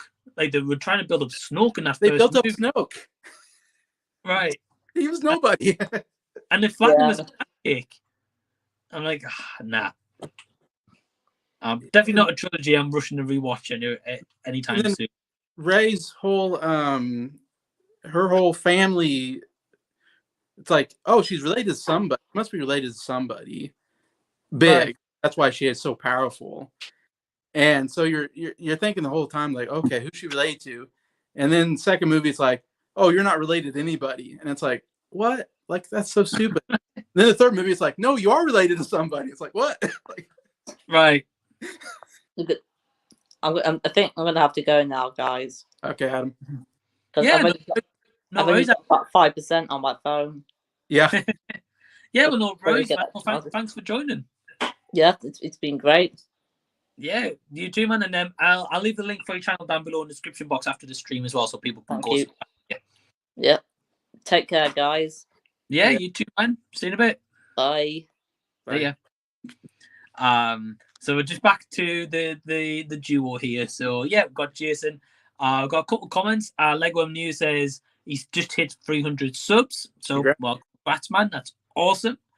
So well done. That's really cool. Anthony says, dropping a like and a comment. Enjoy the stream. Well, we're talking about Anthony. Thanks, man. Talking about yeah, I mean, I was meant to be on the stream with Anthony tonight, but got postponed. So right. I just want to hang out and chat. And Jason's like, I wasn't busy, so I was like, right, Jason, come on, hang out and chat. Yeah, I love to hang out. Right, me too, dude. Well, D Movieman says, Mike, what is a Lego set that hasn't yet been made that you would love to have, whether it's a set of a scene from your favorite movie, TV show, or something else? Okay, well, before I answer this question, Jason, do you collect Lego? No, so I don't know exactly what is out there. Okay. Except I know Star Wars does a lot, I believe. Oh, too much. I think there's very, very, very few sets that have never been made. But besides that, usually with Star Wars, the big thing with Lego is they'll make the set, and in about a year or two time they'll remake the same set. Kind of like with physical media, they'll put in Blu-ray, then they'll put in like a special Blu-ray, then 4K, and then special 4K kind of thing. Try to get you to buy it again. Pretty much, yeah. Yeah. So a Lego set, it's tough. I mean, if I'm going obvious answer, I would go Back to the Future. Right. I was thinking Back to the Future. Right, because they made like the little baby Back to the Future DeLorean, which is right there. Yeah. And then this year they brought out the bigger DeLorean. Okay. Which is awesome, and that button and it lights up the flux capacitor. That's a Lego? That's Lego, yeah. Wow. Okay. So that came out this year. But in regards with Lego, they've only ever produced DeLoreans. But I mean, I would love like the clock tower scene. The clock tower, yeah. Yeah, or like where you can have it with like Marty's like skateboard, and like you maybe get like Biff and his car included in there as well, or the hoverboard, for example. The hoverboard, yeah. Yeah, like I would like to see that produced by Lego, like an obvious answer. If I had to pick something that's not Back to the Future, maybe Terrifier. That would be cool. A Terrifier. A lot of red bricks in that one, or right, a lot of red bricks. Yeah. But Lego never make horror stuff, so obviously that would never happen. But I think like a little Lego Art the Clown would be pretty cool. That would be on display like right here if they ever made one. That would be. Well, thanks for the question, D. To be honest, it's quite hard to think because Lego's got a lot of stuff. It's damn forward. But D says it can just be a movie that's come out this year with all the year releases. There may be some films that perhaps don't get much attention as they should. So yeah, we're answering that question before about what movies aren't getting enough attention or getting too much attention. So I think it's a bit of a tough one because there's so many movies. But Exploitation is saying the best Natalie Portman movie is The Professional. Yeah, that's when she was young. She was like 13 or something. I don't know. Oh, okay. I've never heard of it. Yeah. Oh, okay. It's often called Leon the Professional. Is usually, I've heard of Leon. Yeah, that's usually the full title. Gary Oldman plays the bad guy in that one, and pretty bonkers. Okay. That's a movie again I've heard of. I've wanted to see, but I haven't seen. But over in the UK, it's not called The Professional. It's just called Leon. That's it. Yeah. So I was thinking, what's the professional Yeah. sense? I like when you saying Revenge of the Sith. I don't know what that's referencing to. Because I know we talk about Star Wars and Natalie Portman, but I'm not sure which that one was. So, Lego, if you're still watching, let us know what that's referring to. Tim is saying, is Brendan Fraser a mega Chad or a giga Chad? What does that mean? What does that mean? Again, Tim, if you're still in the stream, let us know what that means, because I'm really not too sure what that means. We've got Exploitation saying, I hate a lot of well-loved movies. Gladiator, Forrest Gump, Avatar, just to name a few. Okay. I mean, it's an interesting take, I'll put it that way. Yeah. Yeah. I personally like Forrest Gump and Avatar. Gladiator, I've got on Blu-ray up there. I still need to see. Okay. I know you've seen Gladiator, though. Yeah. Yeah, I know you like that movie. Yeah, it's a good movie. Right. Best Picture 2000, if you want to know. Really? Yeah. Forrest Gump, Best Picture 94. Avatar nominated for 2009. So, yeah, pretty big movies. Wow. So what won over Avatar? The Hurt Locker. Not seen that one. Yeah. But I thought Avatar would have won that easily. You would think so, yeah. Right. I'd be surprised if Avatar Way of Water doesn't win for 2022 or 23, whenever they categorize it as. Yeah. Yeah. Well, Lego News is saying a mega Chad for sure. What is this mega Chad and giga Chad? You guys are going to have to pretty much explain this to me. Okay. Tim says, I pretty much hate anything made by Mel Gibson, Zack Snyder, Baz Luhrmann, or Scott Derrickson. That's a bit of an interesting take. I like Zack Snyder's Justice League. Scott Derrickson, The Black Phone, first Doctor Strange movie. I like those. I don't know Derrickson. That's the one I don't know. He did Doctor Strange, the first one. Okay. I did The Black Phone this year, a horror, which I know you're not really big in horrors. Oh, The Black Phone? Yeah. Okay, I've heard of it, but yeah. He did one. And have you seen a movie called Sinister? All right, well, another horror movie, which was quite popular. Yeah, Mel Gibson, I think. I don't know. I like a couple of Mel Gibson movies. Yeah. Hacksaw Ridge. I love Hacksaw Ridge is really good. Right. And Braveheart. Yeah, Pastor Christ, I like. It's an interesting movie. I'll put it that way. I can't really say I like it, but it's an interesting movie. It's a bit rough watching, but yeah, I mean it. Definitely.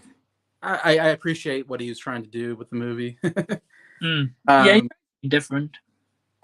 Yeah, Snyder definitely is a very style over substance. Right. I would say his movies look great, but I can't say I'm a fan of the movies themselves. I think it's a strange one with Zack Snyder. I think you're right. It's like the ones I've seen, like you. It's like they all seem to be very stylish. Yeah. And it's like more like focusing on style than like the quality of the movie. Just be like, let's just show you this cool slow-mo shot. Yeah, he's great at the slow-mo shot. Right. Does a great job with that. Yeah. Well, Bob Luhrmann, he just did Elvis, I believe, right? Yeah. Well, did you like Elvis? No, I didn't like Elvis at all. I was almost going to say Elvis for an overrated movie. But yeah. I know Adam likes that movie, so I didn't know if I wanted to say it, but right. I do find that overrated. I don't know if that's recent enough movie to talk about as being overrated. Because I was thinking of that movie. I know that came out some months ago, but right. Yeah. Maybe long. I don't know how long ago that came out. I know I saw it on HBO Max a couple months ago, but yeah, came out. I can't remember when it came out. Came out this year. I know that. So yeah, I'd like to say maybe June, July, possibly. Maybe I might be wrong. It feels like it was about that time though. I remember thinking it was all right. Like I think Austin Butler was great in the movie. Yeah. For me, I felt like the movie was too long. The pacing was a bit weird. Yeah. And I feel like that would have, being honest with you, I would have preferred that to be a TV series. Because I feel like if it did it, because one bit I really liked about that movie is because I don't personally know a lot about Elvis. You guys being big in music, you'll know a lot more than I ever will. But like I thought it was quite interesting how his upbringing and his roots into kind of like hanging out with who was the musician he was hanging out with at the beginning of the movie? Was it Louis Armstrong? I can't remember. I can't remember. He was hanging out with somebody. I can't remember that scene. Yeah, it's like kind of like the beginning of the movie. He's hanging out with like a musician in like a black neighborhood, I think. Okay. And I think it's I don't remember. Yeah, it was like with like another obviously like there was like a really famous singer as well. I can't remember who it was. I remember. I'm sorry.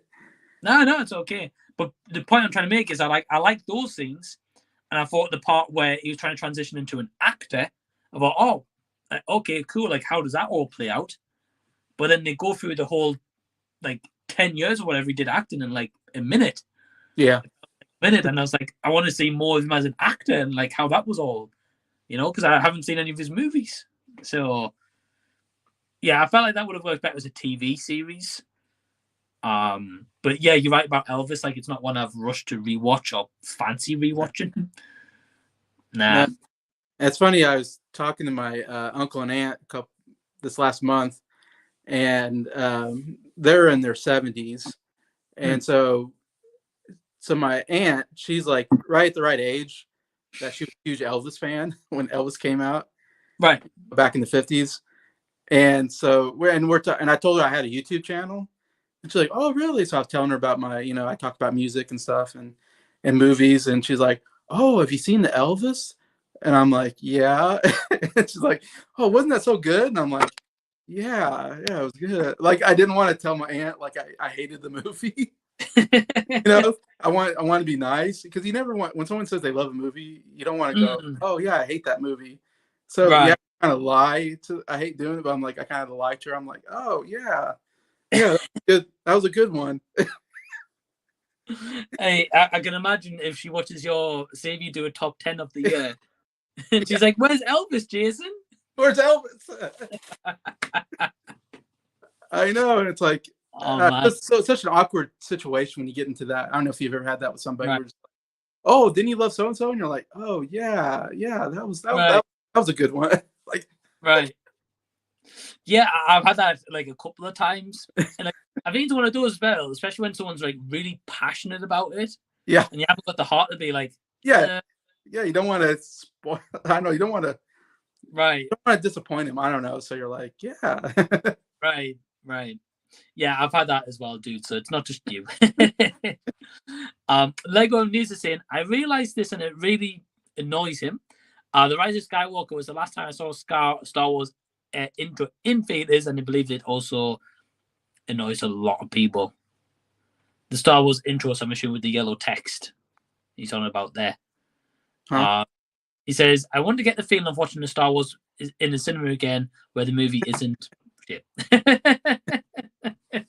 Yeah, I agree. I think, to be honest, if Jon Favreau has anything to say about it, yeah, and what he's been doing at the moment, could happen.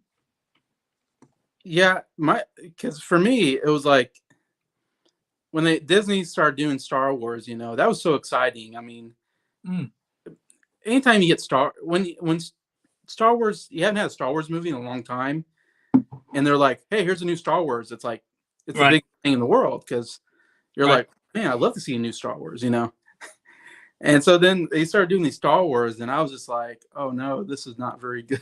Like, as I watched, and that's just me, but I haven't liked any of the Star Wars movies that have come out since Disney took over. I have not been a fan of it, and I keep going out just hoping, you hope there's a good one in there, because you love Star Wars. If you love Star Wars, you like, I want a good one. So you have hope, but each one I'm disappointed. And I was like, man, they totally killed Star Wars. Like, that's so depressing and disappointing. And then The Mandalorian comes on Disney Plus and totally redeemed them. And I'm like, this is one of my favorite TV shows of all time. I love the show. And like, I just want to see more Mandalorian. And they haven't made anything else that's come close to Mandalorian for me, but I'm like, man, I love and it's Jon Favreau, who's show running that show. I mean, Favreau has really turned around Star Wars for me now. So I'm like, man, I want to see some more Star Wars. Right. Yeah, I agree with you. Yeah, you know, like what we were saying before about the Star Wars movies. Personally, I like Force Awakens, but I've not had an urge to go back and rewatch that.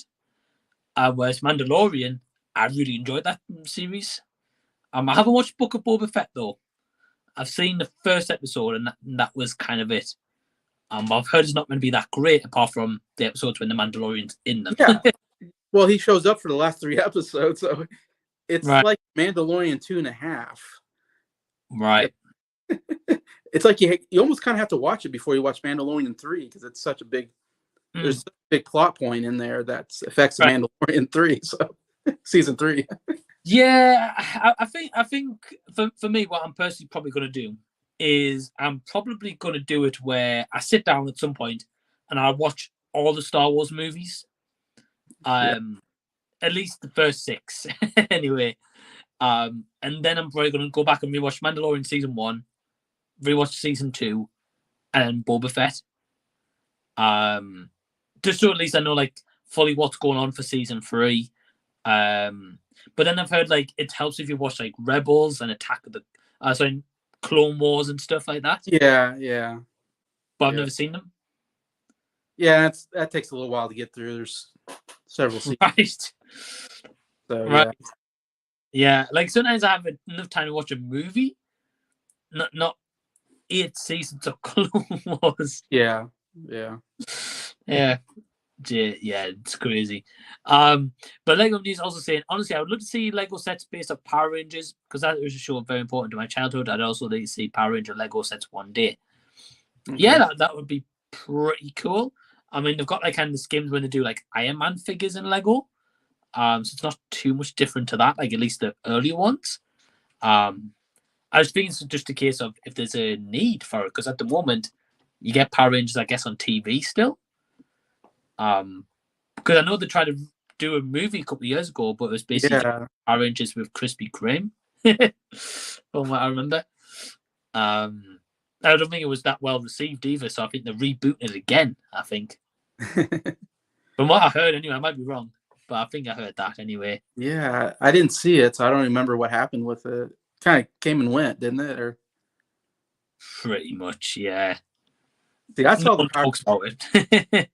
There was a Power Rangers movie when I was a kid that I saw. I don't know if you know that one. I do, yeah. Yeah. I do. I don't know if that was back in the 90s or the early 2000s. It's probably back in the 90s. Like, I think I was a kid. 90s, I believe. Yeah. Anyways, and I saw it in the movie theater and I thought it was great, of course, because I was a big Power Rangers fan when I was a kid. So I was like, oh, this is great. And then I rewatched it like recently and I was like, this is terrible. But again, it's just one of those, like, when you're a kid though, you find like it differently to when you watch it as an adult. You don't enjoy it as much, you know. Yeah. or how it's made, or CG or green screen, whatever as well. You know, that doesn't help. We've got here Lego News saying about Natalie Portman about Revenge of the Sith. He said that he thinks that's best movie of Natalie Portman, Revenge of the Sith. Yeah, that's the best of the prequels, I would say. Yeah. I remember watching the prequels, and the only time I've seen the prequels was in the cinema back when. So it's been a long time I've seen the prequels. I still remember, like, in Phantom Menace, the best. Yeah. But, again, might just be my hot take on that one. But yeah, thanks for the comment, Lego. And Tim saying, what are your thoughts on Studio Ghibli films? Spirited Away is my favourite, and third is a movie on Letterboxd, but I also love the rest of the films. Jason, have you ever seen any Studio Ghibli movies? Studio Ghibli?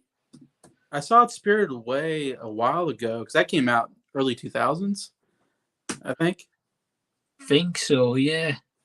Because I remember it won the Oscar for Best Animated Feature. Yeah. And that was a fairly new Oscar category at the time. And so I remember I caught it somehow. I guess I don't know if I rented it or something back at that time. And like, I just don't get. It's just weird to me. And I think, and that's, so I watched Spirited Away, and then I watched Howl's Moving Castle. Right. Yeah. Because I think that got nominated maybe for animation Oscar or something. So I was like, oh, it must be a pretty big film or something. So I rented that or something. And then recently I watched because HBO Max has all the Studio Ghibli films basically, or almost all of them. So okay. I want to try to go through them at some point. I did watch this one called like the wind, something about the wind, where this guy designs airplanes. Anyway,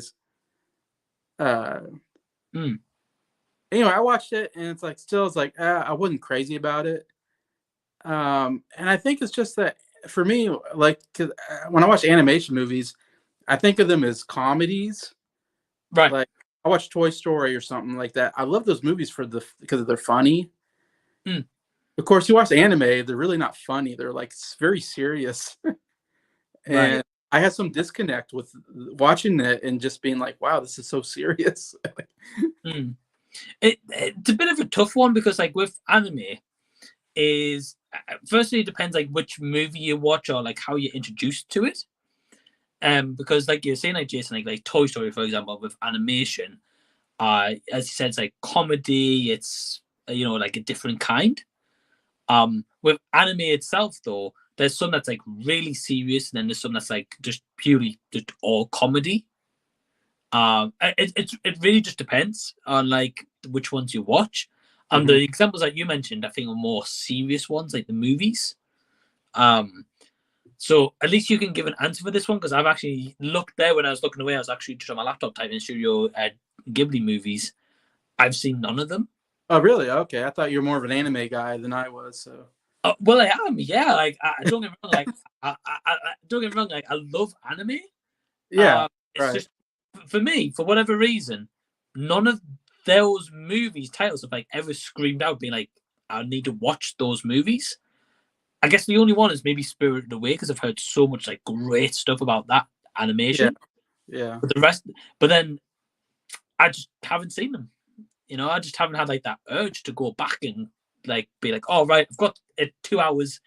Let me check that out. For example, my favorite anime series of all time, Death Note. Yeah. And I would rather go back and rewatch that over and over and over again. That's a very serious anime, by the way. But it's a good anime. Like it's a psychological, makes you think kind of anime though. So I think you probably would like that one.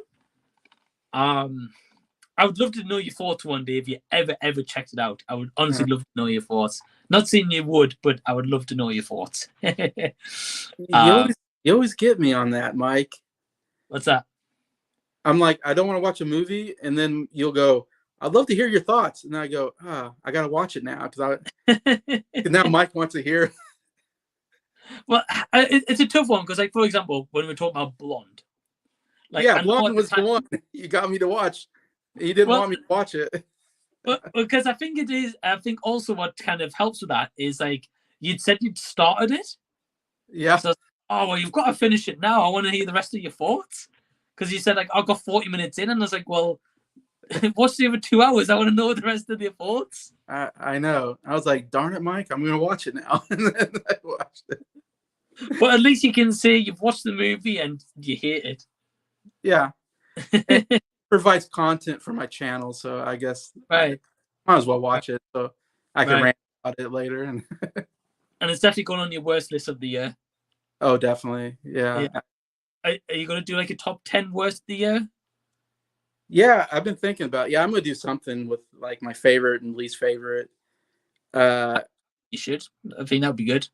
Yeah, and I want to do different categories, kind of like the Oscars. I want to Oh, cool. do like my favorite performances, my least favorite performances, and Yeah. my favorite actor, favorite supporting actor. I don't know. I kind of thinking about some categories to go over. Yeah. That'd be cool. I think it might be fun. Hopefully. Yeah, I think that would be awesome. I know last year I did like a top 10 best movies, top 10 worst movies. Okay. So I'll be doing that again this year. Okay. I feel like my worst movies though, I'm gonna go on like a massive rant tangent on that one. Because there's a couple of them I haven't really liked this year, but I've never spoke about on video. Oh, really? Like Blonde, for example. I spoke about it on like Z Talks and stuff. Okay. And like, yeah. But I've never actually made a dedicated video being like, this is why I don't like Blonde, or The Forgiven, or I talked about Amityville Karen. Yeah, does that count? I guess. I don't know. Yeah, I don't know. I knew purposely that was going to be bad going into. Yeah, it's meant to be bad or something. I don't know. Probably get an honorable mention. I think. Sure. that one and all the Asylum movies I've seen. Right. Yeah. Well, Tim's saying Hayao Miyazaki. Miyazaki, yeah. Yeah, sorry if I butchered that name. He's a fantastic filmmaker. Princess Mononoke, Kiki's Delivery Service, My Neighbor Totoro, Howl's Moving Castle, Ponyo, Porco. Yeah, I've never seen any of these. I've heard of them. Yeah. I think they're all Ghibli, I believe. I plan on watching them at some point. See, the movies for me that I really like is Makoto Shinkai, who's made like Your Name and stuff. He's made Your Name and Weather and Review. Jason, I think you'd like Your Name. That one's more of a light-hearted one. Okay. I've seen the trailer. It's definitely strange. Well, I can't tell you about without spoiling it for you. So, because like the plot, in a way, it's a bit of a spoiler. Right. So, if you ever fancy one night, you're like, Mike, I fancy watching maybe an anime film. What would you recommend? I'll give you a recommendation. I know. Yeah. I don't want to say right now, go away and watch one. But if you ever have that night, Lego News says, is there any anime that you love that you would love to see a movie about? Oh, okay. Because he says, I know make a Death Note series, but is there any anime that you love? I don't know, Jason, have you got one? No, there's no anime that I love. That's my problem. Get you. I haven't got. I don't know, something about the animation style. It's just kind of weird. I don't know. There's something weird about it that I just can't latch onto. I think it depends on the anime that you watch, because there's some animes, like especially say back when, the animation style is completely different to like say some projects now, where it's like pretty much like HD, like Blu-ray quality kind of anime. So it's different. So it's different. I guess for me, Death Note. But every time they've made a Death Note movie, it's been awful. So I know they make a series though. What's that, Jason? Sorry. Did they make a TV series like on Netflix or something? Or am I crazy? That they're making one. Oh, they are making one. Yeah, it's going to be the Duffer Brothers who make Stranger Things. Okay. They're going to create a live action series of this. Yeah, I thought I heard that. Yeah. Now, the movies are terrible. Don't watch the movies. But the first ones actually are. So basically, Death Note movies. Hold on, grab them from up here. And yes, I own them.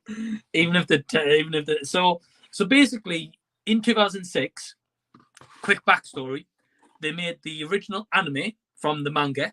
They made the anime series. Mm-hmm. That's currently got like a 9 out of 10 on like IMDb. It's like one of the highest rated animes ever. Okay. So then in 2006, in Japan, they thought, oh, let's make a live action Death Note movie. The same year as that anime was released. So what they did was they made this into 2 parts. You got like Death Note and Death Note 2. Because this is like 1 season of like 38 episodes. But I would say it's kind of like in 2 parts this season, but I can't tell you why for spoilers. But basically, they make this into 2 parts. These are definitely the best live action ones they've done. Okay. They're not great, but they're the best ones they've done. And then they made a spin-off one, which that should really be in the bin, if I'm being honest with you. Okay. But because I'm a completionist with Death Note, I'm obsessed with it. Evidently. And then they made a Netflix movie a couple of years ago. Okay. I thought Netflix did something. Yeah. We don't talk about that one. Yeah, I haven't seen any of them. Don't. So what happened, Jason, was, funny thing is, Joe, my brother, he watched the Death Note movie, and that was his introduction to it, like the Netflix Death Note one. Yeah. And he's like, it's an okay movie. I was like, wait till you watch the anime, then tell me the same thing. He watched the anime, and he's like, yeah, the Netflix one's crap. He's like, it's nothing like the anime. I was like, I told you so. Well, they made a couple that I don't think have done well. I was just thinking. Dragon Ball Evolution and stuff. Dragon Ball Evolution was one. Remember Scarlett Johansson was in one. I don't think it did very well. Yeah, Ghost in the Shell. Ghost in the Shell. Yeah. That did very well. Cowboy Bebop, I think, is a live action show that hadn't done well, maybe. Got cancelled, yeah. Got cancelled, yeah. I think with anime, and tell me if you think maybe the same, because I know you haven't seen as many as you've said. I think it depends on the anime story. So, like, for example, Death Note is about these 2 guys, and I know I'm going back to this one, but this is the easy one I can explain. It's basically about these 2 guys. He's called Light. He gets this notebook one day that if he writes someone's name in and he sees their face and he knows the name, like you write it in and that person dies, right? And the whole point of the show is he gets this notebook, and at first he's killing off like just criminals who deserve kind of to die. And then this kind of like secret detective guy, L, here, is thinking, well, it's a bit of a coincidence that all these people are dying all of a sudden. And there's no explanation apart from having a heart attack.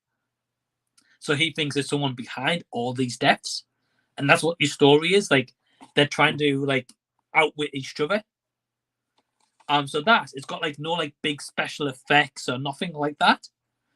So I would say that's kind of the most easiest to adapt into a movie. Whereas like Dragon Ball is like they've all got like superpowers, they're all firing like laser beams at each other all the time.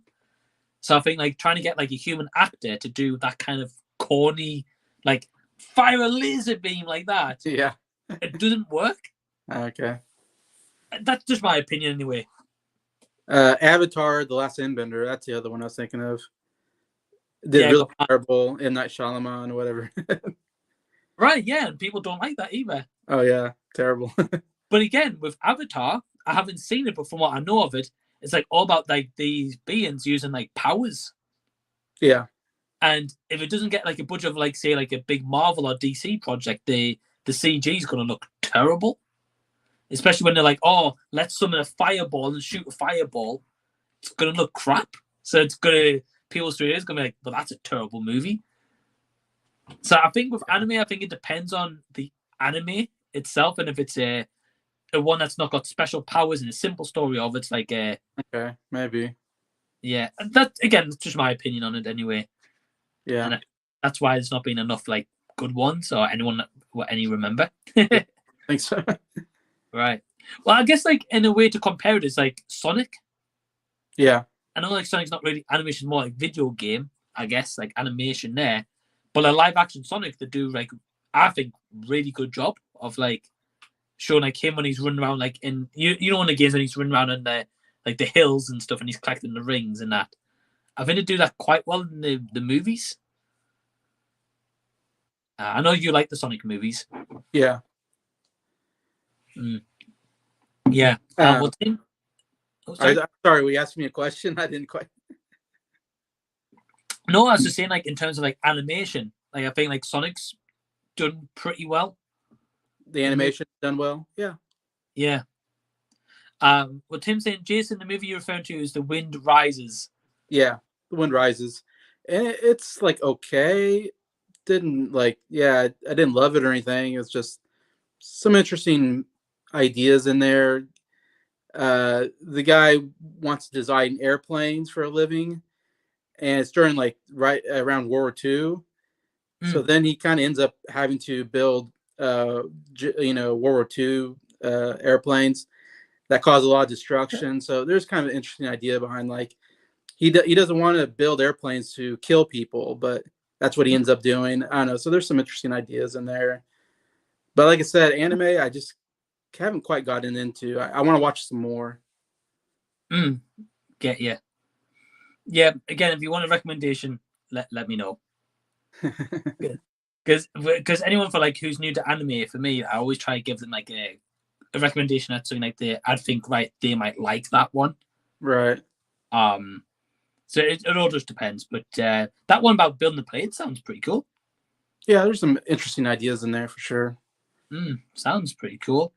Tim saying Death Note, Cowboy Bebop, Evangelion, Full Metal Alchemist are some serious anime series I think are great. Okay.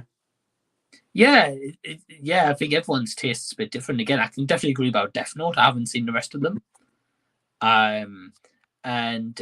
He's also saying of genres, anime tends to be funnier side for sure, but there's a lot of serious ones. Yeah, it's like anything. You get comedies, you get serious movies and stuff. And Drew is asking, what are your thoughts on the Fast and Furious movies? I think they're fun and entertaining, but they're not Oscar material. Definitely not Oscar material. Definitely agree with that. I don't know if you want me to give my thoughts on. Yeah, go for it. I think obviously, like, not that I know a lot about the Fast and Furious movies. I think I've seen almost all of them, not all of them.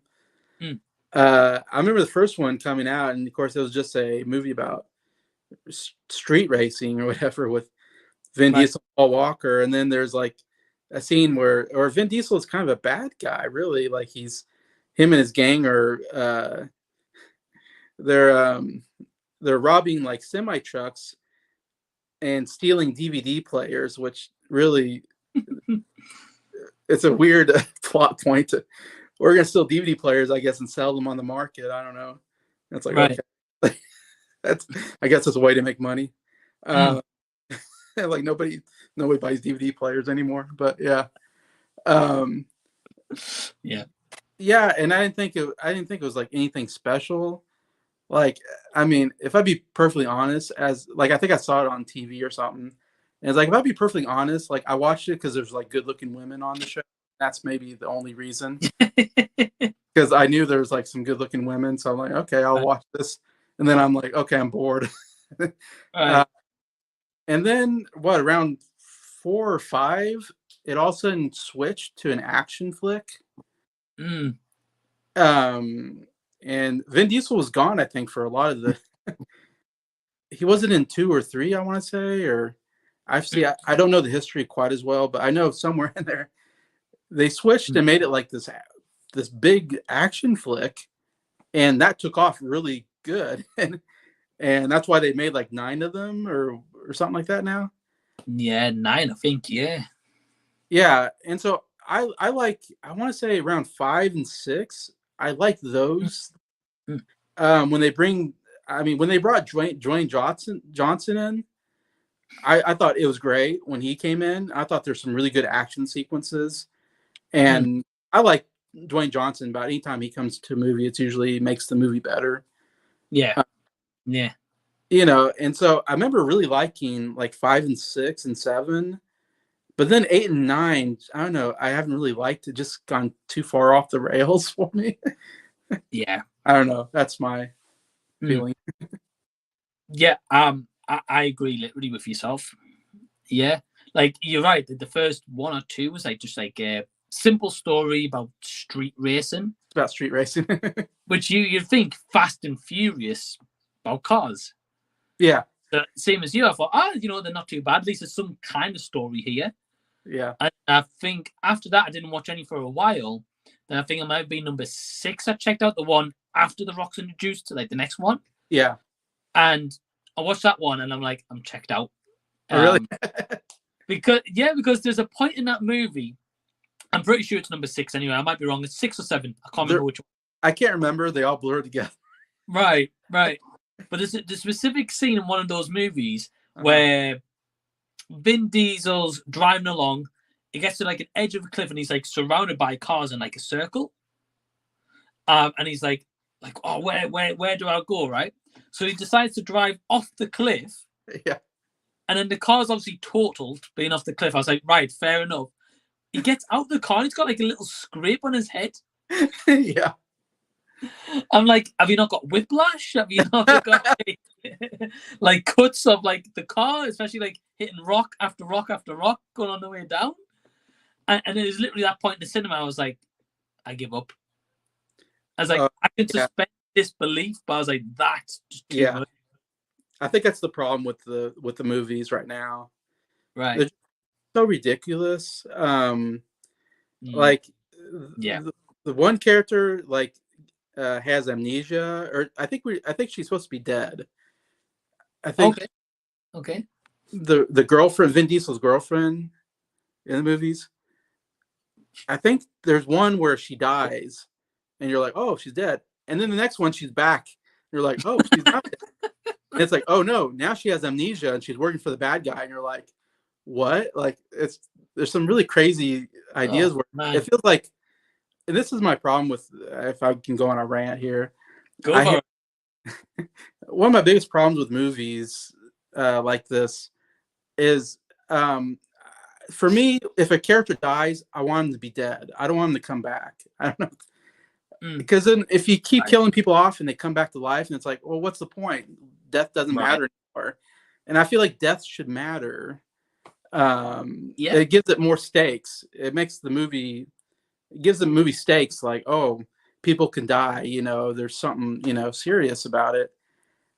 But if you just go, oh, they're back alive because of such and such, you're like, okay, who cares anymore about anything? Because so anytime someone dies, it's like, I don't know if they're dead or not. They might come back. And they did that a couple of times in Fast and Furious. They did that with her. There's this other character that dies and then comes back in this last movie. So it's like, I just hate that when they do that. Like, I you know what it is? I completely agree. I think not just Fast and Furious, but like any franchise. Yeah. In a way, I want to do that because I just feel like it cheapens the movie. Yeah.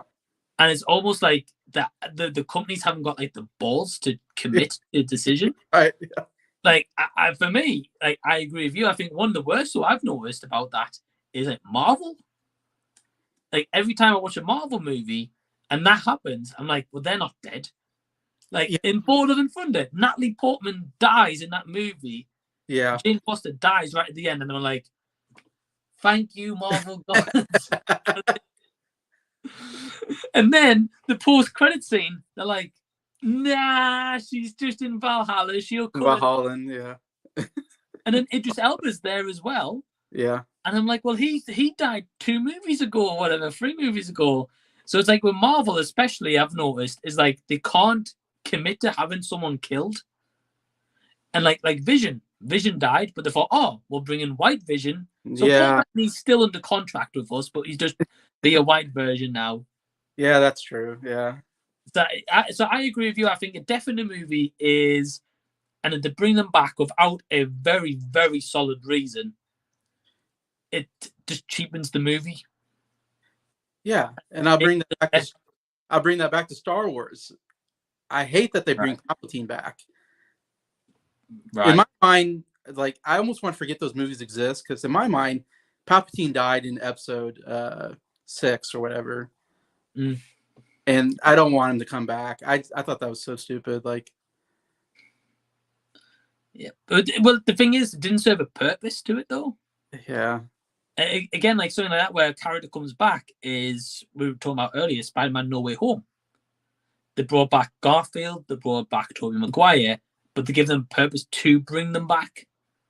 And it wasn't just because they thought, oh, we'll throw some cameos in this movie. Right. Here's Spider-Man you guys have grew up with for no reason. Here's why they're in the movie. But don't get me wrong, the plot of that movie ultimately is stupid. And the fact that Doctor Strange doesn't ask him questions, it's like, oh yeah, I'll cast a spell for you, no bother. Yeah, that's true. I still love the movie, don't get me wrong. It's a stupid plot, but I love it. It is a stupid plot, you're right. Right. But that works. Whereas, like, as you said, like that example, it's just like there's no reason to bring it back. Or like, I think in the latest Fast and Furious, to bring someone back from Tokyo Drift. Yeah, that's what I was talking about. Yeah, Han. Yeah, which is like one of the favorite characters at the time. And they bring him back just for being like, he's family. He's here. Yeah. They kind of did that with Loki, I guess you can say. Yeah, like another one. They killed off and bring him back. See, the thing is, when they killed him off in Infinity War at the beginning, like that really gave Thanos like this aura, being like, you're not gonna mess with this creature, this being.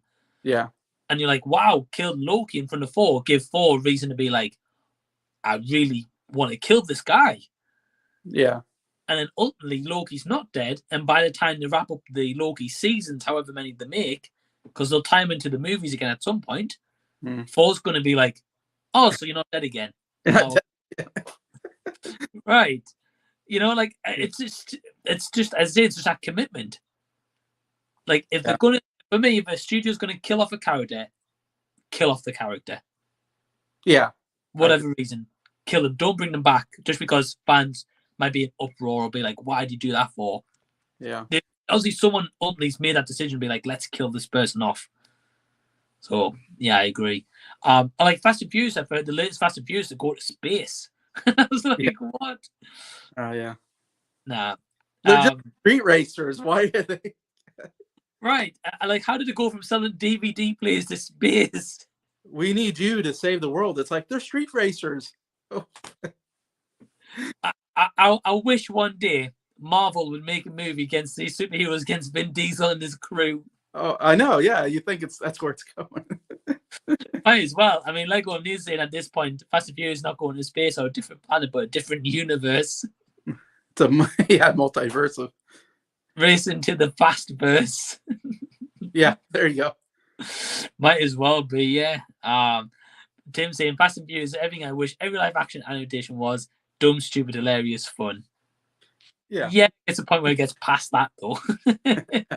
Fast and Furious versus Mario Kart, that would be the most one ridiculous things ever. Yeah, I mean, I know they're making the Fast 10. Yeah, I think they're making a Fast 10. I don't know if that's the final ever one. I wonder, yeah. I did actually hear a rumor, I don't know how true it is, but I know they were saying about making an all-female Fast and Furious. I wouldn't be surprised. That's what they love to do. Right.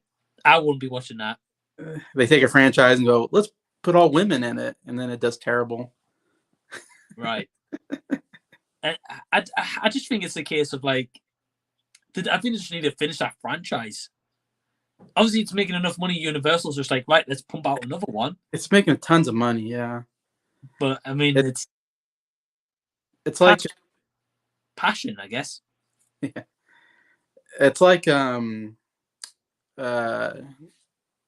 Transformers is another one. That series is so terrible, but makes so much money. They just keep making them. It's like I will say with Transformers, however, I did like Bumblebee. I haven't seen that one. That one feels more back to its roots. Okay. It's not like so over the top and with dinosaurs and stuff like that. Yeah. More like back to its roots, the Bumblebee. So I really like that one. But yeah, that's another one where it's like they started off from like a simple idea of what Transformers should be to then getting to Mark Wahlberg with dinosaurs. Yeah. I don't know where these studios keep going, being like, oh, this is a great idea.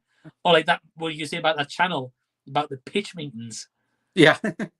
And like, how do you pitch that and be like, oh, that's a great idea. Let's give you 200 million to make that movie.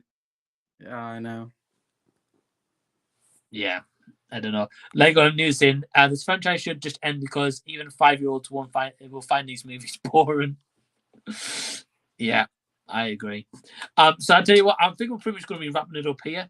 But yeah, honestly, I just want to say Jason and Adam's links are in the description box down below. Literally straight after this stream, that will be there, so go subscribe to them. Jason, thanks for joining me, man. Can I plug what we're doing tomorrow? Yeah, I even forgot about that for a second, so go for it. On my channel tomorrow, Jason the Old Millennial. if you didn't get enough of me and Mike, you get more of us tomorrow. Right. At it's 2 p.m. my time, I guess 7 p.m. your time. We are going 7 p.m. or 8 p.m. What's that? So are we changing it to 7 or is it still 8? Well, it's gonna be my time doesn't change. Your time changed to 7. Right. Okay. Well, we could do 7. That's cool. Yeah. So, but 2 p.m. Central Standard Time, where I'm at. Right. On my channel, we are going to talk about Back to the Future, the whole trilogy, basically, because tomorrow's November 5th, and in Back to the Future, Doc goes to November 5th, 1955. Right. And that's the date that he invents the flux capacitor, basically, which makes time travel possible. Right. So I thought it'd be fun to talk about the movie because it's November 5th tomorrow. And so there's kind of a connection there. And I'm a big fan of the series. I think maybe he's a fan of the series. So just a little. I'm joking. Mike's a fan of the series. Anyway, so I thought it'd be fun to talk about one of my favorite movie franchises. Anyways, we're doing tomorrow, me and Mike. Right. Yeah, I can't wait for that discussion. I've talked about Back to the Future a few times. Like on my channel, I've done watch parties of Back to the Future. I've done other streams on Back to the Future. Yeah. But I can never not talk about that movie. Okay, good. So anyone who's watching live right now, if you're catching this up on like a replay or anything like that, Jason, I will share it on like community tabs and Instagram and Facebook tomorrow. But yeah, I'm going to be over on Jason's channel. We're going to talk about the entire trilogy. I'm not too sure what he's got planned, but we're going to be talking about the trilogy. Got plans. He's got plans. Okay, cool. So yeah, you can catch me on Jason's channel tomorrow. So yeah, I'd appreciate any of you guys watching live now or after. Come over onto Jason's channel, watch that stream tomorrow. Go watch his content. Go subscribe to him. Get to 150. That would be amazing.